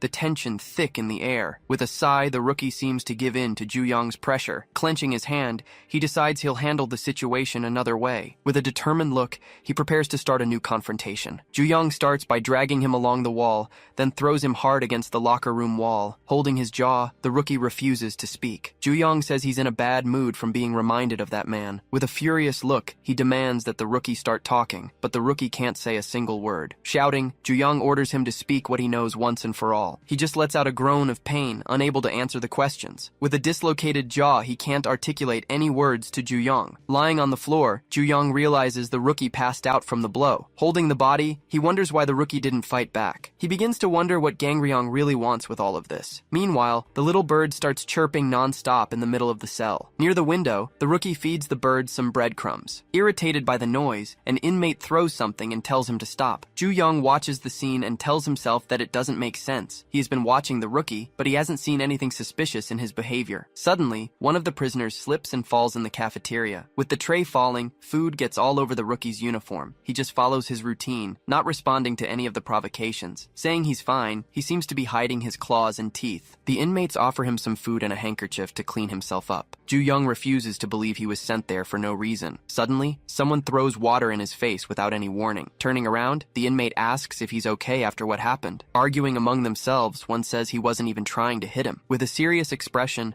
the rookie remains silent, watching everything. Changing scenes to nighttime, the prison building seems quiet. On a hill, the wind blows hard as the fog spreads. Holding a scythe, an inmate says he's going to end up killing someone out there. Complaining about the work, he finds it ridiculous to have to mow the lawn at night. Ju Young just tells them to finish the job quickly. Agreeing that it's strange, the other inmate keeps looking around. He wonders why they were called out for such a small task. Concluding that something is wrong, he remains suspicious of the whole situation. Mowing the lawn, he continues with the task assigned by the officer. Approaching one of the inmates, the rookie starts to ask a question. He asks if the man is close to Ju Young, leaving him confused. As he begins to speak, he seems to be preparing to do something. With a swift blow, he attacks the inmate without any warning. Commenting on their relationship, he says the two seem pretty close. Shouting, Ju-young runs in their direction, but is stopped in his tracks. Looking back, he sees one of the inmates down on the ground. Just then, he hears the scream of the last companion who is still standing. Running over, he wonders what is happening on that hill. Ready to attack, the rookie holds his scythe firmly. With the others already down, he says it's now too late. With a serious look, he asks if Ju-young has finally understood the situation. With a look of revelation, Ju-young questions the reason he was brought there. At the mansion, the full moon illuminates the night sky and the large estate. Panting, the rookie listens attentively to his master's words. He says his fangs are sharp enough to tear someone's throat out. With determination, he promises he will kill anyone for his father. Smiling, the boss says, of course he will do that for him. Revealing his plans, he says there is something he wants him to do. The first order is to infiltrate Ju-young's territory and ensure his isolation. He doesn't want any outsiders interfering with his plans. The second task is to watch Ju-young closely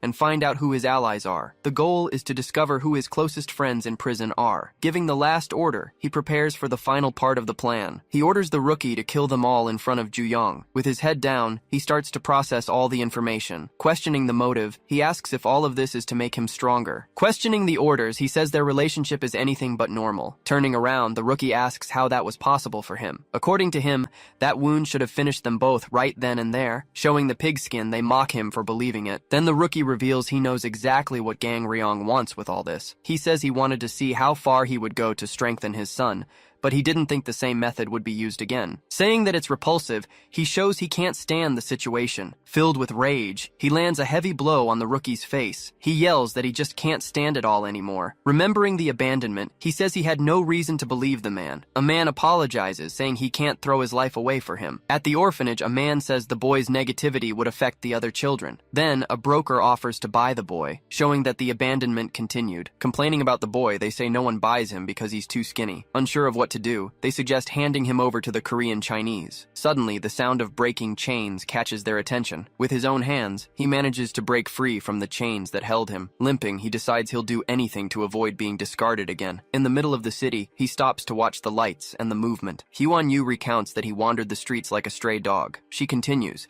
saying she found him and took him to their boss. He concludes that this loyalty comes from the fear of being abandoned again. With a smile, she asks if he doesn't find all of this quite amusing. Speeding up the car, she says it's a battle between two boys. She finishes by saying they were both raised by Gang Ryong himself. The rookie says he didn't think he would use the same method again. Disgusted by the situation, he prepares to attack the man in front of him. With one blow, he shows all his anger and frustration with the plan. He screams that he just can't take any of it anymore. In the middle of the grass, the scythe is left behind after the charade. Ordering the others to get out, he tells them to call the officer immediately. They question the order, saying they could easily attack the rookie together. He explains they're on a chessboard created by Gang Ryong's orders. According to him, no one will care what happens there that night. He orders them to go get the officer to pick up the rookie's body. Elsewhere, a car speeds down the road at night. Questioning the outcome, he asks who she thinks will win the fight. She replies that both were raised and trained by the boss himself. Back on the hill, the two exchange blows in an intense battle. Sliding across the ground,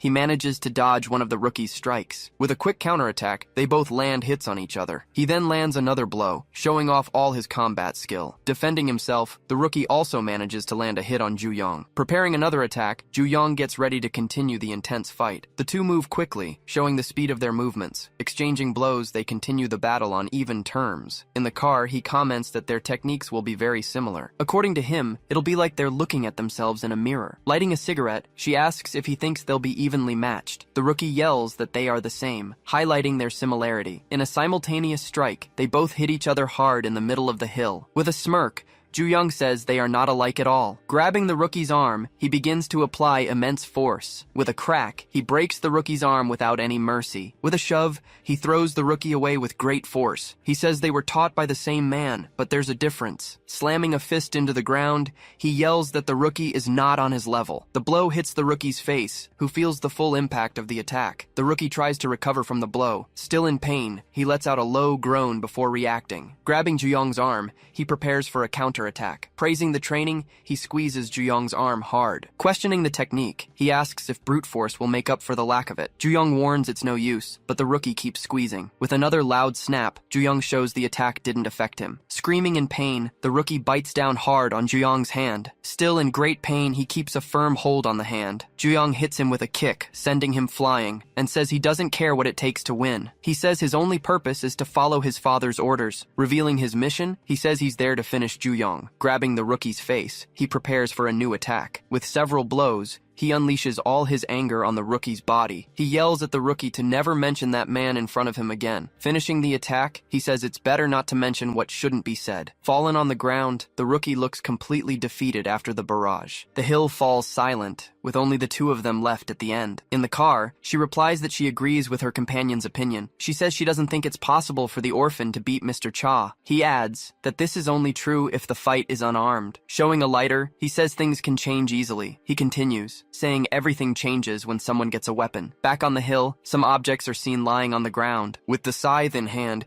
he prepares to continue the confrontation. Remembering the past, he says his father told him something. According to him, his father said he had a talent for handling weapons. Giving him a knife, his father trained him to be a specialist. He continues, saying he earned every cut on his body. Advancing, he approaches Ju-young with a very determined look. With focused eyes, he prepares for the next move in the fight. He says he got the scars learning to use a blade with his father. Advancing with the scythe, he says he doesn't care about strength. He continues, saying he also doesn't care about Ju-young's skill. Stumbling on a rock, he loses his balance and almost falls to the ground. He only cares that Ju-young is his father's biological son. Sitting on a rock, he says that today, Ju-young will die by his hands. Spinning two weapons, he prepares for the final blow of the fight. He says everything will happen exactly as his father intended. Ju-young says he already warned him. The rookie is left completely confused. Ju-young tells him to get that name out of his mouth if he doesn't want a painful death. He says that's 4 times the rookie has called that man father. He asks if the rookie really thinks the man who brutalized him didn't also teach Ju-young to use a blade, and that weapon he picked up will come in handy. Ju-young says that Saw will tear through him painfully. With that, he says he hopes the rookie is excited to be cut into 4 pieces. He starts explaining, telling a story about Japan's greatest swordsman. Known for winning over 60 battles, he used a special technique. This technique, called the twin blades, was extremely powerful and lethal. Feared by many, the technique was devastating in sword combat. The movements were fast and unpredictable, making defense very difficult. With quick strikes, they trade blows with their improvised weapons. Ju-young realizes the rookie is using the twin blades technique. The speed of the movements and the unpredictability of the blades surprise him. On top of that, his anxiety about facing 2 weapons at once increases. Blocking one of the strikes, he realizes the danger of the situation. With a focused gaze, he concludes that this is more dangerous than he thought. The two move closer, showing that the battle is far from over. As they trade blows, their weapons clash with a loud metallic clang. He says that a saw is just a tool for cutting wood. Saying it's not something you use in a fight, he prepares a counterattack. Fallen on the ground, he says the technique was passed down by many swordsmen. With a smile, he says a saw can't replicate an ancient technique. Since he was a child, he has trained his movements and honed his skills. With one strike, he hits Ju-young with precision and great force. He reveals that he hones his swordsmanship with the blades his father gave him. Showing the vital points, he indicates the carotid and brachial arteries. He also points to the heart and the radial and subclavian arteries. According to him, all of these are vital points that lead to a quick end. He explains that in real life, opponents fight back. To minimize the opponent's chances, he teaches to attack repeatedly. He says not to hesitate when taking another person's life. Threatening the boy, he warns that a useless hunting dog is discarded. Announcing the end of the lesson, he tells everyone to rest for the exam. Suddenly, he hears one of the boy's stomachs rumbling loudly. Holding a frying pan, he calls him the rookie his father found on the street. Offering food, he says he made it for himself, but is willing to share. He reveals that kimchi fried rice is the only dish he can make perfectly. With his stomach growling, the boy stays silent, staring at the food. Eating with his hands, he hears the other one say he must have been hungry. The other boy says he's probably there because he doesn't have a family. Smiling, he tells him to think of him as a brother and to ask if he wants more. Suddenly,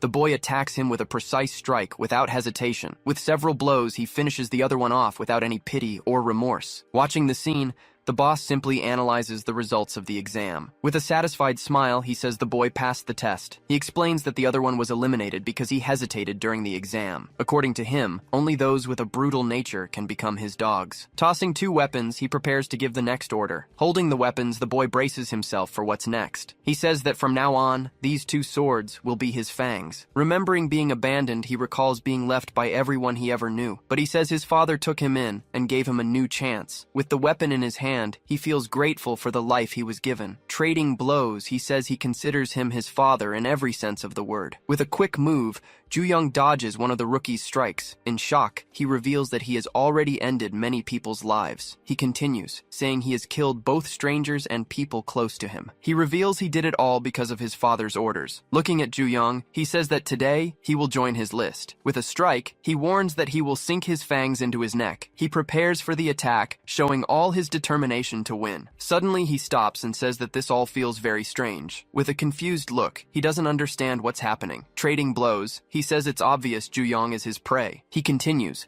saying that even predators break under so much pressure. Questioning the situation, he asks why Ju-young seems to be hunting him. He says it feels like Ju-young is the one hunting him here. Remembering a lesson, he hears his father telling him to go for it. His father says that 1 blow should be more than enough. According to him, it's useless to swing the blade without hitting a vital point. He continues, saying to remember it's not about the number of strikes. The secret is to focus on avoiding fatal wounds and wait for an opening. When the opponent's armor cracks, that's the time to strike with precision. He says that when the chance appears, you must attack without hesitation. His father warns him to never forget one important rule. If the blade doesn't taste the opponent's blood, something will go wrong. He focuses his gaze, preparing for the right moment to strike. Breathing heavily, he waits for the perfect opportunity to strike. With a swift blow, he prepares to end the fight. Trading blows, the weapons clash with a loud metallic sound. With a quick move, the rookie advances for a new attack. With his eyes focused, Ju-young prepares for the next move. Realizing the strategy, he notices the rookie is waiting for something. He says it seems the rookie is waiting for an opportunity. Dodging the strikes, he keeps waiting for an opening to attack. Saying it's no use, he readies himself for the final blow. He says this is the end of the line for his opponent. Finding the opening, he prepares to strike the vital point. With a determined look, he focuses on the rookie's weak spot. With a quick strike, he hits the rookie with precision and force. The blow hits its mark, leaving gashes in the ground and grass. He reveals he was waiting for the rookie's big final attack. Agreeing with the rookie, he says that using a saw isn't comfortable. With a frustrated look,